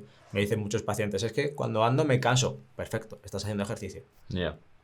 Hay que notar que nos cuesta a lo mejor mantener una conversación muy, muy fluida. Y esto, por ejemplo, lo tienen muy claro los japoneses. Tienen estudio de la marcha japonesa en la que se ha demostrado que es mucho más eficiente metabólicamente y parece ser mejor para la salud de nuestro corazón que en vez del ejercicio cardiovascular todo continuado, pues esta media hora que estamos caminando la hagamos a intervalos. Es decir, 3 minutos más rápido, 3 minutos más despacio. 3 minutos más rápido, Curioso. 3 minutos más despacio. Pero una Y pregunta, eso Aurelio. tiene mayor impacto metabólico. ¿Dónde se ha encontrado mayor beneficio? ¿En un tío que, por ejemplo, hace tiradas largas, a zona 3, zona 4, es decir, 140, 150 pulsaciones durante 40 minutos? ¿O una persona que entrena sprints, que hace, yo qué sé, 100 metros de sprints, descansa, 100 metros de sprints? ¿Cuál es mejor de los dos? Claro, ten en cuenta que son ejercicios totalmente diferentes y promueven metabolismos totalmente diferentes. Las tiradas largas promueven un mejor consumo de oxígeno a largo plazo por un tipo de fibras musculares que se llaman rojas, que son de resistencia, y luego hay otras fibras musculares que se llaman blancas, que son de potencia, de fuerza y velocidad, que son los otros tipos de sprint. Vale. Probablemente a nivel de nuestro metabolismo, de nuestro cuerpo, sean muy similares. Tú ten en cuenta que el corazón está ahí y no diferencia las fibras que tienen tus músculos, ni el deporte. El corazón solo bombea. El corazón bombea lo que necesite tu cuerpo. Y probablemente los beneficios van a ser muy, muy similares. Pero yo, pues, equipararía esos sprint con ejercicio de fuerza, porque no deja de ser un ejercicio muy explosivo con unas contracciones musculares muy fuertes y lo consideraría como un ejercicio de fuerza, y las series más largas, pues, lo consideraría como más un ejercicio cardiovascular o de resistencia. Y probablemente la respuesta no esté en uno o en otro, sino que sea en los dos juntos, donde esté la respuesta de dónde está lo mejor. Vale, pero para el corazón no es peor tenerlo más tiempo a unas pulsaciones medias que subirlo de repente, yo que sé, a 200. Bueno, el problema no es peor para el propio corazón, pero si nuestro corazón no está entrenado, puede tener un problema, someterlo a un estrés muy rápido, subirle las pulsaciones muy rápidamente, sí puede generarle un problema. Claro. Sobre todo si no está bien y no lo sabemos. Entonces, claro, es muy raro porque este tipo de deportistas normalmente tienen todo muy revisado y están muy bien entrenados y su corazón también para hacer eso. Pero de una persona que tiene 50 años y nunca ha hecho deporte y dice, bueno, pues me voy a entrenar una media maratón de Málaga que me apetece y mañana voy a hacer unas series de sprint, a ver qué tal. Y llega a casa, Ya. ¿vale? Entonces, obviamente hay que entrenar en un ambiente controlado, ¿no? Claro, a ver, es verdad que los pasos es una cosa que es muy fácil para poder implementar. ¿Hasta qué punto se ha estudiado que simplemente ese aumento, ¿no?, de 5.000, 6.000 que hablabas antes, 7.000 pasos, sea tan importante incluso como para tenerlo en cuenta en tu rutina? Es decir, versus ponerte en tu rutina semanal, salir a correr o bici. Sí, a ver, teníamos mucha... ya sabéis que había antes, o hablábamos previamente de estudios en los que, bueno, a partir de 10.000 pasos... Sí, los 10.000 famosos. Los famosos 10.000 pasos, los beneficios cardiovasculares pues eran muy positivos. Y esto es cierto, Sí. es cierto. Pero no hace falta llegar a 10.000. Hay multitud de estudios que nos señalan que a partir de los 1.000 pasos al día ya podemos obtener aproximadamente por cada 1.000 pasos un 10% de reducción de enfermedad cardiovascular. O sea Muy que... bien. Obviamente más es más, pero menos también cuenta. Sobre todo teniendo en cuenta que el sedentarismo mata y la mejor manera de combatir el sedentarismo es mantenerte activo con estos pasos. Entonces, Ya. yo no me obsesionaría con el número de pasos ni contarlos, porque Vale. obsesionarte y estar vigilando va a hacer que probablemente no lo mantengas a largo plazo. O sea, vas a mantener tus pasos todos los días y lo vas a hacer de un mes o dos, y al tercer mes vas a estar hasta las narices, no vas a controlar Total. los pasos, ya no lo vas a mirar. Yo siempre abogaría por... Oye, hazlo con naturalidad, implementalo en tu vida normal. ¿Dónde puedes meter tú esos pasos? Vas al trabajo, cuando salgas, vas a ir al supermercado andando, en vez de cogerte el coche aparcado en la puerta. Intenta meterlo en algún hueco de tu día que no te suponga hacer un sobreesfuerzo extra especialmente importante, como a lo mejor ir a esa hora al gimnasio, que sí que puede ser más complicado, pero bueno, al fin y al cabo, como es más complicado, pues lo hacemos 2 o 3 veces en semana. Esto hay que hacerlo todos los días. Tenemos que intentar implementarlo en algún momento de nuestra vida que, joder, sea sostenible y lo podamos mantener a largo plazo. Yeah. Y esto, vamos, cuanto más movilidad y capacidad para movernos mantengamos a lo largo de los años, mayor esperanza de vida hay. La masa muscular del cuádriceps se relaciona directamente proporcional con mayor esperanza de vida. O sea, cuanto más sana esté, ya no nuestra musculatura en general, sino específicamente la de las piernas, pues mejor vamos a vivir y con más calidad de vida. Vamos a vivir más tiempo y la vida que vivamos pues va a ser mucho mejor, porque nos vamos a poder levantar más fácil, nos vamos a poder mover más fácilmente. Sabéis que las personas mayores tienen riesgo de caídas, pues también se va a reducir eso y vamos a estar pues mucho mejor. Si tuviésemos que poner un top 5 o top 4 de lo que hemos hablado por un lado la nutrición, el descanso, el estrés, el entrenamiento, por orden de importancia para el corazón, ¿cómo los irías poniendo? Es decir, ¿cómo pondrías de más a menos? Yo pondría en primer lugar la alimentación. Lo más importante. Lo más importante. Yo siempre, habéis visto a lo mejor en mis redes sociales la frase de somos lo que comemos. Pues es parcialmente cierto. Influyen otros muchos factores, como sobremos, pero eso también lo podemos mejorar con lo que comemos. Yeah. Entonces, lo primero y lo prioritario es la alimentación, porque es que si la alimentación no es adecuada, el resto ya va a perder prácticamente todo ese efecto. Tú puedes hacer todo el deporte que tú quieras, que si luego no comes bien, vas a estar jodido. Yeah. O sea, obviamente con todos los deportistas de élite, luego va un plan de alimentación perfecto. No van a comerse al McDonald's una hamburguesa, ¿no? O sea, lo primero y lo más importante, obviamente, es la alimentación. Eso es importantísimo. Lo segundo, el ejercicio. Y nunca olvidarnos del ejercicio de fuerza. Soy muy pesado, pero es importantísimo el ejercicio de fuerza. Estos dos factores son probablemente en conjunto los que nos van a mejorar y nos van a atenuar los dos siguientes, que es el estrés y el descanso. Claro. 3 y 4. Están ahí, también ahí. Es muy importante controlarlos, pero lo otro nos va a ayudar a regularlo. Y en último lugar, para redondear todo esto perfectamente y que además nuestro cuerpo y nuestro metabolismo se sitúe en las mejores condiciones para poder repararse o atenuar ese daño, los suplementos. Vale. Bueno, hemos preparado... Hablamos de preventiva, de medicina preventiva todo. Que por supuesto todos los suplementos que hemos mencionado están en la descripción para que la gente pueda encontrarlos. Sí. Hemos preparado una dinámica que me gustaría poder hacerla ahora, en la que te has preparado, Aurelio, 3 cartulinas, ¿vale? Una es de color verde, otra es de color amarillo y otra es de color rojo. Y aquí tienes, boca abajo, afirmaciones en las cuales tú tienes que catalogar entre negativa, neutra o positiva. Ya me han hecho muchas de estas y luego verás, ¿eh? Entonces... Eso que no me eche, jefe, ¿dónde está? Son como afirmaciones... Se me quiere mucho. Total. Son como afirmaciones o hábitos, la mayoría son hábitos típicos que hace una persona. Ajá. Y que con esto nos va a ayudar un poco a entender cómo de importante es o realmente no, estamos ante un mito y entonces es negativo, ¿no? Entonces empieza con el primero, léelo en voz alta y lo comentamos. Vamos allá, sí. Salgo una vez de fiesta al mes, pero me emborracho. Claro, esto es para la gente que sale poco. Gente dice, joven, no, que sale de fiesta, se emborracha y tal. Rojo. Pues ponlo en el rojo, ponlo encima del rojo. Vale, lo vamos ¿Es a mejor, en rojo, ¿no? ¿Es mejor una borrachera, Aurelio, o una cervecita cada día? Ninguna de las dos. Vale, Ninguna de las perfecto. dos, ¿vale? Es que tened en cuenta que sí, el alcohol, pues bueno, está genial, nos pone muy guay, hablamos mejor con la gente, nos sentimos muy bien, es todo lo bueno que tú quieras, pero es que para nuestro metabolismo es una bomba terrible.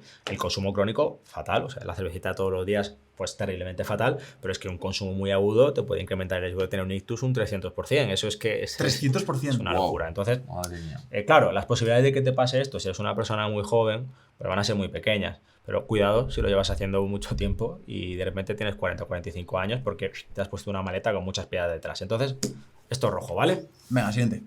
Chavales, cuidado. Salgo cada viernes de fiesta, pero no bebo nada, solo agua. ¿Esto qué? Claro, aquí está afectando el sueño, ¿no? Yo creo. Claro, ¿eh? Aquí afecta el sueño, ¿no? Bueno, aquí afecta un poco todo, ¿no? Porque sale, porque está muy bien, hay que salir, hay que relacionarse con los demás. De hecho, la soledad y estar aislado es un factor de riesgo, eso es importante. Y además, si sales de fiesta, pues mejor porque te lo vas a pasar bien. No bebes nada, no bebes agua, pues mira, genial, me parece estupendo. Pero también te digo, si te quieres beber algo con tu amigo una vez a la semana o una cerveza, pues tampoco creo que eso no vaya a afectar tan negativamente a tu salud y probablemente también sea salud. Entonces, esto lo voy a poner en el amarillo. Neutro. O sea, que fíjate que aquí el riesgo, pese a salir más que el otro, es el alcohol. El alcohol es lo que tenemos que evitar. Claro, el alcohol es el evitar. Sal más o menos, pero el evitar alcohol y la alcohol. droga, obviamente, son banderas rojas. Alcohol, Sí, droga sí. y tabaco, ahí no. Sí, porque podemos lo- entrar a discutir todo lo que tú quieras, pero ahí no va a haber ningún tipo de No hay tipo de negociación. negociación. Sí, porque los que beben agua a veces es peligroso, ¿eh? ¿Por qué? Porque gente rara. Sí. No, o han drogados hasta arriba. Bueno, la famosa botella de agua esta, ¿no? No sé si son más sospechosos, lo del agua normal o lo del agua con gas. Yo me voy. Venga, desayuno leche con cereales. Bueno. Buah, Desayuno de chavales. campeones, ¿no dicen? Buah, chavales, sí, los Kelo famosos, ¿no? Esto lo ponemos en rojo, ¿no? Rojo, fíjate. Esto Mira, lo ponemos a la par que el alcohol. en rojo, ¿vale? Entonces, sobre todo por varios motivos, ¿vale? No es porque ningún alimento específico sea malo, pero al final esta combinación en particular, los cereales, incluso aun siendo los cereales más sanos que podamos comprar en el supermercado, probablemente van a tener gran cantidad de harinas refinadas que elevan exponencialmente los picos de glucosa, y además esto tener en cuenta que le estamos metiendo leche, que generalmente la leche, cuidado de la leche que consumimos, pero generalmente si no la tomamos desnatada, que también es otra putada porque la leche desnatada pierde todas las vitaminas liposolubles, si la tomamos con grasa tiene más calorías y estamos metiendo mucha glucosa y encima calorías de grasa. Ya. Eso para nuestro Ya. organismo, de repente me he consumido ya toda la glucosa y ahora ¿qué hago con la grasa? Me sobra.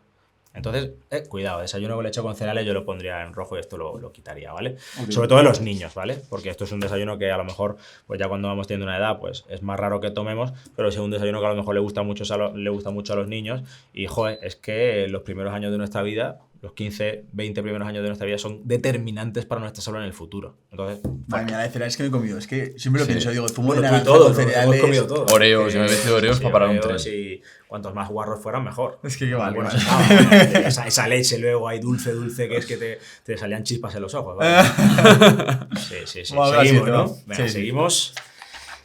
Tomo el sol sin protección 30 minutos al día, ahora en septiembre. O sea, es que está...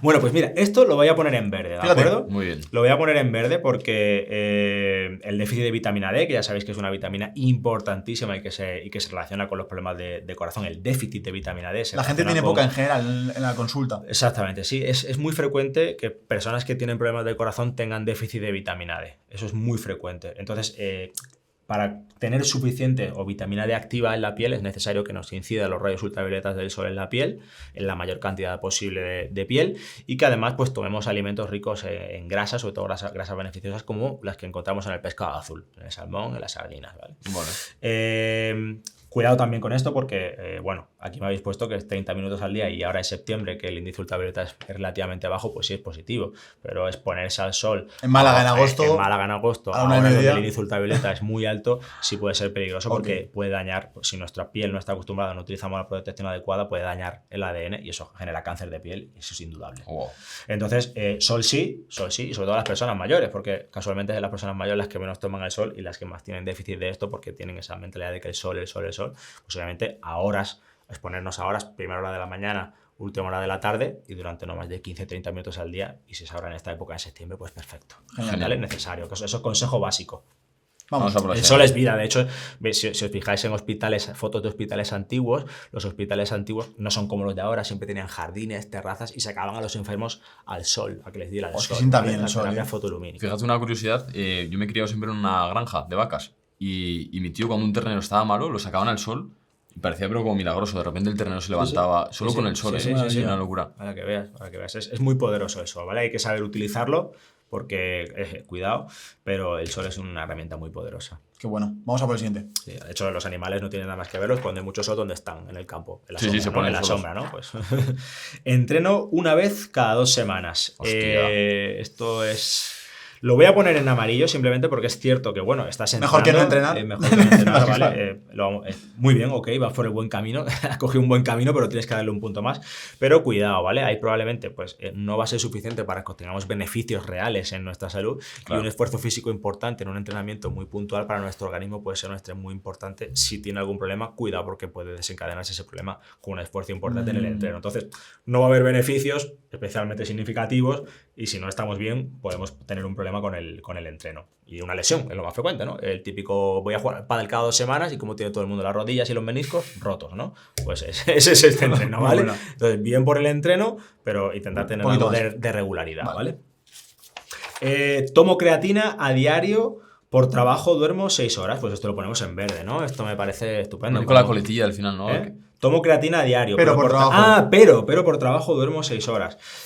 Joder, es que me ponéis entre la espada y la pared. O sea, Claro. la creatina me parece estupendamente porque probablemente con esta creatina estás mitigando algo de esos efectos que tienen el estrés en tu descanso. Pero, joder, las 6 horas estás dormir es al importante, límite del además. bien y el mal. Entonces, la creatina muy bien. Yo, en este caso, especialmente del descanso, también la podría recomendar, pero hay que intentar alcanzar mínimo 7 horas. Yo sé que muchas veces no lo cumplo, pero bueno, por eso tomo creatina, ¿no? Así que lo ponemos en amarillo, ¿vale? ¿Hay Lo ponemos estudios con el tema de las horas de sueño? ¿O es algo ¿Cuántas que, horas, que verdad? cada uno tiene que...? Bueno, parece que el descanso es un poco llamativo porque en las curvas de mortalidad, ¿no? Hace una gráfica en U, y es que cuanto menos tiempo dormimos, la mortalidad y la probabilidad de enfermar es mucho mayor. O sea, cuanto menos tiempo dormimos es peor, eso está claro. Mierda. Luego esa curva baja y parece que es muy beneficiosa entre 7 y 8 horas. O sea, que 7 y 8 horas sería como el tiempo recomendable, y a partir de ahí, si empezamos a dormir mucho más de 8 horas, parece que esa probabilidad de tener problemas de salud también se empieza a incrementar. Igual porque a lo mejor, pues bueno, ya no estás bien y tu organismo te está diciendo, oye, para, y tienes que dormir mucho tiempo, ¿no? Ahí ya habría que analizar muchas más causas,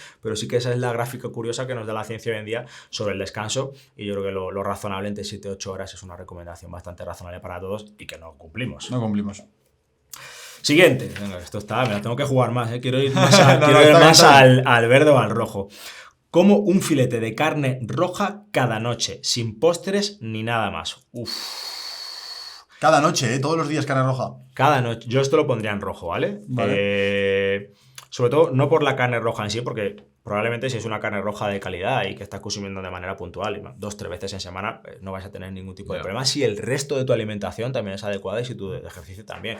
Pero si estás comiendo exclusivamente carne roja todos los días y encima no estás añadiendo otro tipo de nutrientes que probablemente tu organismo también necesita y no puedes obtener exclusivamente de la carne, ya no habéis puesto postre, pero podría ser cualquier otra cosa, pues yo esto lo pondría en rojo y no abogaría nunca. Hay dietas interesantes, las dietas low carb y las dietas keto, que se basan en muy altos contenidos proteicos provenientes de carnes como estas y bajos contenidos de hidratos de carbono, que pueden ser beneficiosas en algunas situaciones, pero esta dieta exclusiva de carne roja todos los días la metemos ahí en rojo, ¿vale? Joder, muy bien. ¿Vale? Siguiente. Como 4 onzas de chocolate negro al día. Hostia, eso podría ser yo, ¿eh? Joder, macho, mira, lo voy a poner en verde, ¿vale? Porque 4 onzas es mucho. Es cierto que 4 onzas es mucho, pero todos los polifenoles y las sustancias que tiene el chocolate negro son muy beneficiosas. Pasa como con el café. El café es muy beneficioso, pero hay que aprender a diferenciar dónde está el chocolate de calidad. Claro. Tenemos que ir siempre a chocolate negro. De hecho, a nosotros no nos interesa el chocolate, lo que nos interesa es el cacao. El cacao... ¿Porcentajes de más de...? Es porcentajes siempre por encima del 70%. Ok. Cuanto más porcentaje de cacao tengas, es mejor, porque va a tener menos aditivos, Vale. y más de la parte beneficiosa Vale. vayamos a tener. Claro, el chocolate 99% cualquiera se lo come, ¿no? Sí, no, Pero es difícil de comer, pero bueno, a veces incluso te acostumbras mezclado con café. Yo aquí siempre tengo una combinación que la he puesto un montón de veces en redes sociales, que es comprar cacao desgrasado en polvo 100%. Hay multitud de marcas que las busque cada uno en Amazon, en cualquier sitio las puede ver, y añadir una media cucharadita de cacao en polvo al café de la mañana. Hostia. Qué bueno. Al café de la mañana, y ahí obtienes un Qué bueno. cóctel explosivo antiinflamatorio con polifenoles y que además se ha demostrado que también es capaz de regenerar mayor cantidad de células madre de tu médula ósea. Entonces ese cóctel de la vida importante. Y luego el café igual. Tenemos que irnos a café naturales, vosotros sabéis mucho de esto, ¿no? Si no me equivoco, pero cafés lo más naturales posibles, nunca torrefactos, nunca demasiado tostados, y que es un café también igualmente de calidad, claro. Hay un tema con el café, porque, bueno, hay varios temas que podemos tocar. Café o bebida energética, pero ya hablando de café bueno de calidad, a mí algo que me pasaba, Aurelio, es que notaba muchas palpitaciones en el corazón. Sí, Tomándome sí. uno solo en ayunas, Sí. notaba muchas palpitaciones. Hay personas que son más sensibles a la cafeína. El café, el estimulante que tiene es la cafeína, que es bastante similar a la... Bueno, no es igual, pero es bastante similar a la adrenalina. Cuando nos la tomamos, nuestro cuerpo pues le sube ¿no? la energía, nos sube la frecuencia cardíaca, y hay personas que son más sensibles que otras, o bien pues, porque tienen más receptores en su organismo, o por las condiciones metabólicas de su hígado, pues tarda más en degradarlo, ¿no? Pero algunos somos muy sensibles. Esas personas, obviamente, si tienen síntomas con el café, tienen que reducir el consumo de Es cafeína. decir, no porque el café sea perjudicial perjudicial, sino porque tú eres especialmente sensible. Pero no te estás cargando el corazón, ¿no? No, en principio no debería. Pero claro, si imagínate, tienes 60 años y has fumado toda la vida y te tomas 4 cafés y estás estimulando tu corazón por encima de lo normal con mucha cafeína, pues sí puede ser más leña para el fuego, ¿no? Entonces, sí. Pero bueno, en general, la recomendación que hemos dado muchas veces de no, usted no tome café, yo hoy en día la pondría muy entre comillas y la cuestionaría muchísimo. Es muy raro que quite el café en una persona, salvo en la que claramente pues me diga que si lo toma le sienta mal o que si lo está tomando café pues le ha producido alguna arritmia, algún problema. Obviamente en esos casos no vamos a tomar café, pero en el resto 3-4 tazas de café al día es totalmente seguro y beneficioso todo en términos de enfermedad cardiovascular para todas las personas. Y con la simple puntualización de intentar no tomarlo nunca a partir de la segunda mitad del día, a partir de las 2-3 de la tarde, porque ese contenido de cafeína, aunque tú aparentemente no notes nada, parece que puede interferir con la secreción de melatonina de nuestro organismo y que no descansemos de la mejor manera. De hecho, salió un estudio recientemente publicado ahora en Estados Unidos en que las personas que tomaban café por la tarde tenían mayor probabilidad de enfermar. Entonces, siempre café por la mañana. Muy bien. Venga, últimas 3. Venga, últimas 3, quedan 4. ¿Vale? Vamos ahí. Salgo a correr 1 hora al día, pero no entreno fuerza.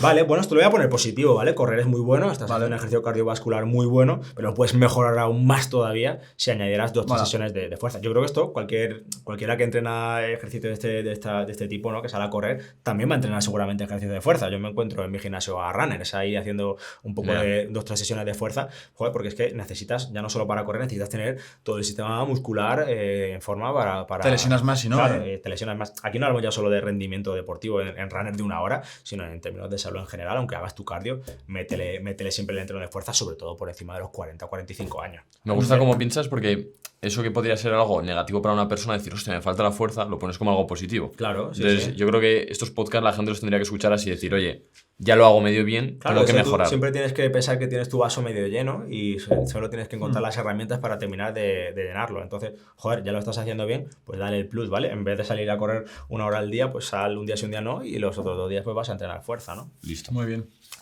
Entreno solo gimnasio, pero no hago nada de cardio y hago 1000 pasos al día. Pues esto yo creo que algo bastante similar, ¿no? Lo vamos a poner también igual, ¿no? Estás al mínimo de pasos exigido. Esto sería casi la situación que tenemos hoy en día. Semáforo rojo de pasos. Yo a veces me podría describir a mí, ¿no? Cuidado con el deportista sedentario, que podría ser este tipo de persona que es típico trabajo, que estamos todo el día sentados en la silla, continuamente sin movernos en nuestro trabajo, y de repente vas tú ahora al gimnasio. Bueno, pues ha visto que eso es muy beneficioso, obviamente, pero queda un remanente de riesgo que aumenta la probabilidad de tener factores de riesgo y de enfermedad cardiovascular. Y esto es el sedentarismo. O sea, hay que combatir el sedentarismo también. Entonces, lo voy a poner en verde porque, joder, estás entrenando, estás haciendo tu ejercicio de fuerza, has intentado caminar, pero le tienes que meter el correr. Entonces, yo esto los voy a combinar los dos juntos, ¿vale? Correr, me mola lo de separar aquí, pasos de entrenamiento, ¿eh? Son como 2 actividades. Sí, es totalmente diferente. Entonces, lo voy a meter aquí porque yo combinaría estos dos para obtener la perfección, ¿no? Perfecto. Y así terminas de entrenar y te comes el chocolate, pues es un crack. Joder, eso no es nuevo sufrimiento. Bebo una copita de vino cada noche antes de cenar. Esto lo metemos en rojo, ¿vale? ¿Qué me dices? Pero si dicen que es bueno para el corazón, ¿no? El vino. A ver, los compuestos fenólicos antiinflamatorios que tiene el vino son buenos. Pero para que esos compuestos positivos mejoren nuestra salud, tenemos que tomar una cantidad de vino terrible. Claro. ¿Vale? Incluso tomando cantidades normales, los beneficios que podemos tener se diluyen totalmente con los efectos negativos del alcohol. Entonces, a día de hoy el alcohol no se puede recomendar. No quiero decir que una persona con sus amigos un día está comiendo, pues no se tome una copa de vino o 2. Pero en general el consumo de alcohol generalizado, recomendar alcohol como salud, pues a día de hoy es un error bastante importante. Entonces, esto lo pondría yo en rojo, ¿vale? Perfecto. ¿Te parece o no? Sí, me parece, vamos, si te parece a ti, a mí me parece mejor. Porque eso es si no, típico de los abuelos y tal, que a mí me parece genial su vinito. Además, a mí me lo preguntan siempre, sobre todo la mujer que viene con el señor mayor, dile que no se puede beber la copita de vino. Y yo se lo tengo que decir, obviamente. Pues aquí pues lo ponemos en rojo, ¿vale? Y ya la última, prefiero no cenar, así adelgazo y hago ayuno aunque tenga hambre. Bien, esto lo voy a poner en neutral, ¿vale? Lo voy a poner en neutral porque el ayuno es muy bueno y es una de las mejores herramientas que tenemos hoy en día para mejorar nuestro metabolismo, esa autofagia, esa capacidad que tiene nuestro cuerpo para regenerarse en situaciones de ayuno y de cetosis se multiplica exponencialmente. El ayuno es muy buena herramienta, pero no es una herramienta fácil para todos. O sea, no es una herramienta aplicable a todo el mundo. No todo el mundo puede ayunar de una manera fácil y no todo el mundo el ayuno probablemente pueda ser beneficioso. Entonces, ese ayuno intermitente, yo si lo hiciera, lo haría específicamente en la cena, porque parece que es mejor y obviamente pues vas a tener hambre, ¿no? Pero claro, para no tener hambre, el resto de tu alimentación cuando estás ayunando tiene que estar acorde, ¿no? No deberías tener hambre en ese ayuno. Y luego que tener hambre pues es una situación fisiológica normal, que es que parece que hoy en día no podemos tener hambre.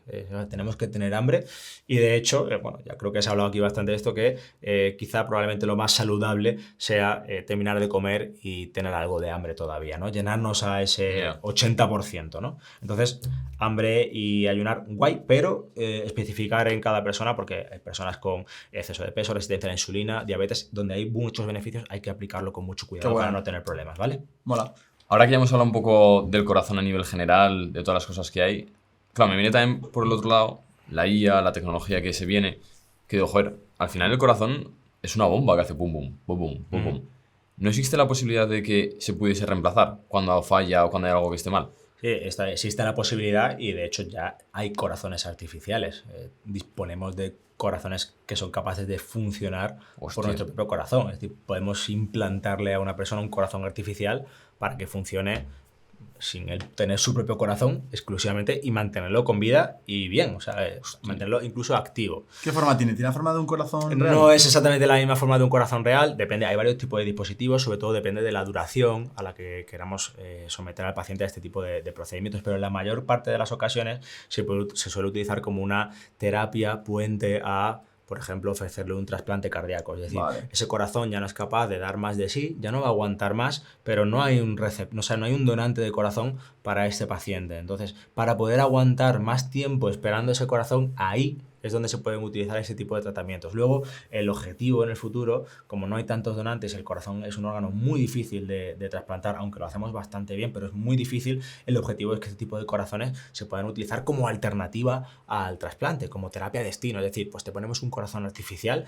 y este corazón lo vas a tener pues X tiempo, cuanto más tiempo mejor, ¿no? Y el objetivo y el diseño de la tecnología va cada vez más a favor de que este tipo de dispositivos pues sean más pequeños, más integrados y puedan funcionar por nuestro propio corazón. Los dispositivos de hoy en día, aunque son muy buenos, son bastante llamativos y digamos que si lo vieres pues te asustaría un poco porque tiene cánulas que sale sangre, cables que van para adentro porque hay que recargarle las baterías y son bastante llamativos. Wow. Y no dejan de estar sometidos también a grandes factores de riesgo que originan graves problemas. O sea, es una terapia muy específica que también te da problemas. Es muy complejo, pero probablemente todo ese avance tecnológico de la ciencia y de la inteligencia artificial nos pueda ayudar a responder mejor a esta pregunta y yo espero y deseo que con el paso del tiempo, con toda esta investigación que tenemos hoy en día de células madre, de creación de tejidos sintéticos, probablemente pues podamos estar ahí pues a lo mejor dentro de 30, 40 años y ofrecer una buena alternativa a las personas en las que su corazón pues ya no da más de sí. Hay un tema que compartes que es el tema del síndrome del corazón roto, que esto es curioso, ¿no? Porque al final es como enfermar por emoción. Sí. Bueno, todos conocemos a alguien que falleció y a la semana pues falleció su pareja o es muy habitual encontrarnos en la familia, es lo de morir de amor, ¿no? Es verdad que esto es muy poético, pero se produce ciertamente y se llama síndrome del corazón roto y técnicamente para que las personas lo entiendan es una situación en la que nuestro corazón, secundario a un estímulo emocional muy importante, pues puede ser una mala noticia, una ruptura, un fallecimiento de un familiar, nuestro corazón responde simulando un infarto, exactamente en todo, en el dolor que tenemos, en las alteraciones en el electrocardiograma, cuando llegamos al hospital y le vemos el corazón al paciente, la ecografía del corazón no se mueve exactamente igual que un infarto, igual. ¿Y ha sido la emoción la que le ha provocado? Ha sido la emoción, ha sido esa descarga terrible de catecolaminas en el corazón la que ha hecho que el corazón se bloquee en el funcionamiento. Claro, cuando metemos al paciente a hacerle un cateterismo, que es lo que hacemos los cardiólogos para diagnosticar cuál de las arterias del corazón está obstruida por un coágulo y está produciendo el infarto, entramos ahí en ese corazón, pues nos encontramos que las arterias están perfectas, no tienen ninguna arteria obstruida, están totalmente sanas. Y este es el síndrome del corazón roto. Por suerte, pues ahí aplicamos un tratamiento, unas medidas de soporte para conseguir que ese corazón no siga debilitándose y en la mayor parte de los casos se recupera al 100%.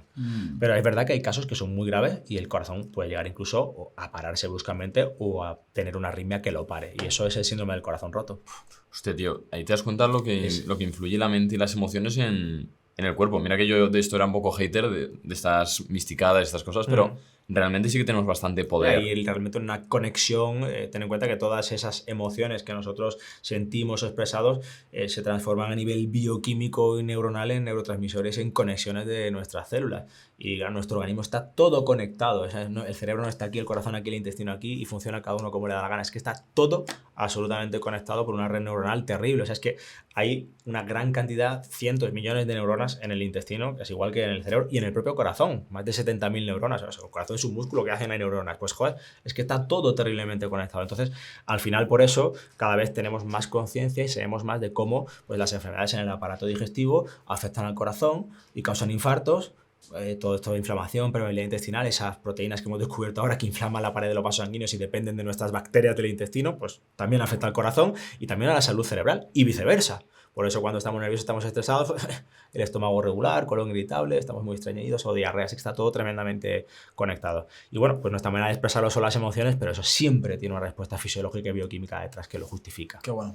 Por mi parte, ya la última pregunta, me resulta curioso porque cuando un doctor tiene tanta información de algo, ¿cómo la gestionas? Porque yo, por ejemplo, la gestionaría con mucho miedo, el saber que esto me puede afectar, que esto de aquí puedo morir. He visto a tanta gente morir delante mío. Ya. ¿Cómo convives al día a día con tanta Esto es lo información? típico cuando todos los estudiantes de medicina empezamos a estudiar la carrera, tenemos todas las enfermedades. Ya te duele la cabeza, ya tienes cáncer, un tumor en el cerebral, te duele el estómago y ya tienes una úlcera, te ves una mancha en la piel y ya, o sea, cuando estamos estudiando tenemos todas las enfermedades, yo creo que nos curamos un poco eso y al final yo soy mi propio médico, es que de verdad no recuerdo la última vez que me saqué una analítica y tengo miedo de sacarme la próxima, no quiero saber nada de mi cuerpo, es un error, pero es como consecuencia de haber,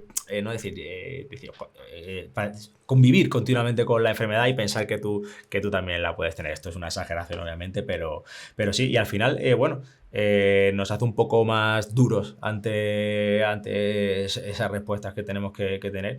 Y yo lo hablaba con compañeros, macho, a veces cuando te enfrentas a la muerte todos los días, porque yo desgraciadamente soy un médico que todavía se tiene que enfrentar a eso. O sea, los pacientes del corazón se mueren. Yeah. Y yo tengo que ver personas que incluso aunque lo hagamos bien, pues al final desgraciadamente acaban falleciendo y tenemos que aprender a convivir con tanto las emociones positivas con emociones tan negativas como esas. Y bueno, pues eso también, yo recuerdo perfectamente el primer paciente que me falleció delante mía, eso lo tenemos todos los médicos grabado en la mente. Oh. Y nunca se me olvidará, pero probablemente nunca se me olvide ninguno de ellos. Al final siempre son pocos, pero los vas recordando y es difícil cuando llegas a casa no quitarte la bata, joder, pero a veces hay que hacerlo porque si no tu salud mental también se acaba afectando. ¿Te da miedo la muerte? A mí no me da miedo la muerte. Yo no tengo miedo. ¿Porque eres creyente o alguna cosa? Sí, yo soy muy creyente, pero nunca he tenido miedo a la muerte. Nunca he tenido miedo a la muerte. Sí que en realidad que si algún día, pues no quiero que llegue obviamente, ¿no? Porque me parece que tengo todavía muchas cosas que hacer y muchas cosas en el tintero. Sí que me gustaría que, pues, no sé qué planes habrá para mí, pero no me gustaría obviamente sufrir desde luego. Yeah. Pero no le tengo miedo porque, bueno, yo si algo me pregunto cuando acaba el día es, oye, joder, ¿cómo lo he hecho? O sea, y creo que intento hacerlo lo mejor que puedo, no lo mejor que sé, ¿no? Pero lo mejor que puedo sí. Y si algún día pues me tengo que ir, pues genial. Pues ya está, ya habré hecho mi trabajo aquí. Aurelio, muchísimas gracias por esta conversación, por tu sabiduría y espero que a la gente le haya gustado y que aplique en casa, por supuesto. Que no se quede simplemente en escucharlo y ya está, sino que vaya al gimnasio, que coma mejor, que tome creatina, que haga un cambio en sus hábitos para mejor, porque así con suerte aumentamos la calidad de la vida de la gente. Pues nada, yo espero que realmente sí. Al final yo empecé a decir todas estas cosas porque era lo que digo en consulta. O sea, yo al final pues veo 20 pacientes por la mañana, 20 pacientes por la tarde allí al pie del cañón en el hospital y dije, joder, ¿por qué no le digo lo que yo digo aquí en redes sociales? Y empecé a subir vídeos que yo los vídeos hago yo mismo, en mitad de la consulta, grabándome con el móvil totalmente improvisado. Y bueno, pues aquí estamos. Y nunca creí que fuera a ser influencer. Y de hecho, durante mucho tiempo yo era antimóvil, o sea, el típico que sale a comer y no le va a hacer una foto a la comida y nada, o sea, antimóvil. Lo básico, ¿no? Para comunicarme con mi familia, y no consumo tampoco especialmente redes sociales, pero ni siquiera cuando ya era influencer me lo creía, hasta que ya la gente me para por la calle y me dice, joder, es que desde que hago lo que tú dices estoy mucho mejor. Y digo, joder, pues yo quiero ser ese tipo de influencer. Qué bueno, tío. Muy bien, gracias Aurelio, gracias a ti también por estar hasta aquí. De verdad, compártelo con alguien que le pueda ayudar. Y acuérdate, aquí debajo dejamos nuestra newsletter, que es donde compartimos todo este tipo de consejos de dinero, de salud, de emprendimiento, de todo. Lo dejamos aquí y es totalmente gratuito, así que te esperamos por ahí dentro. ¡Chao!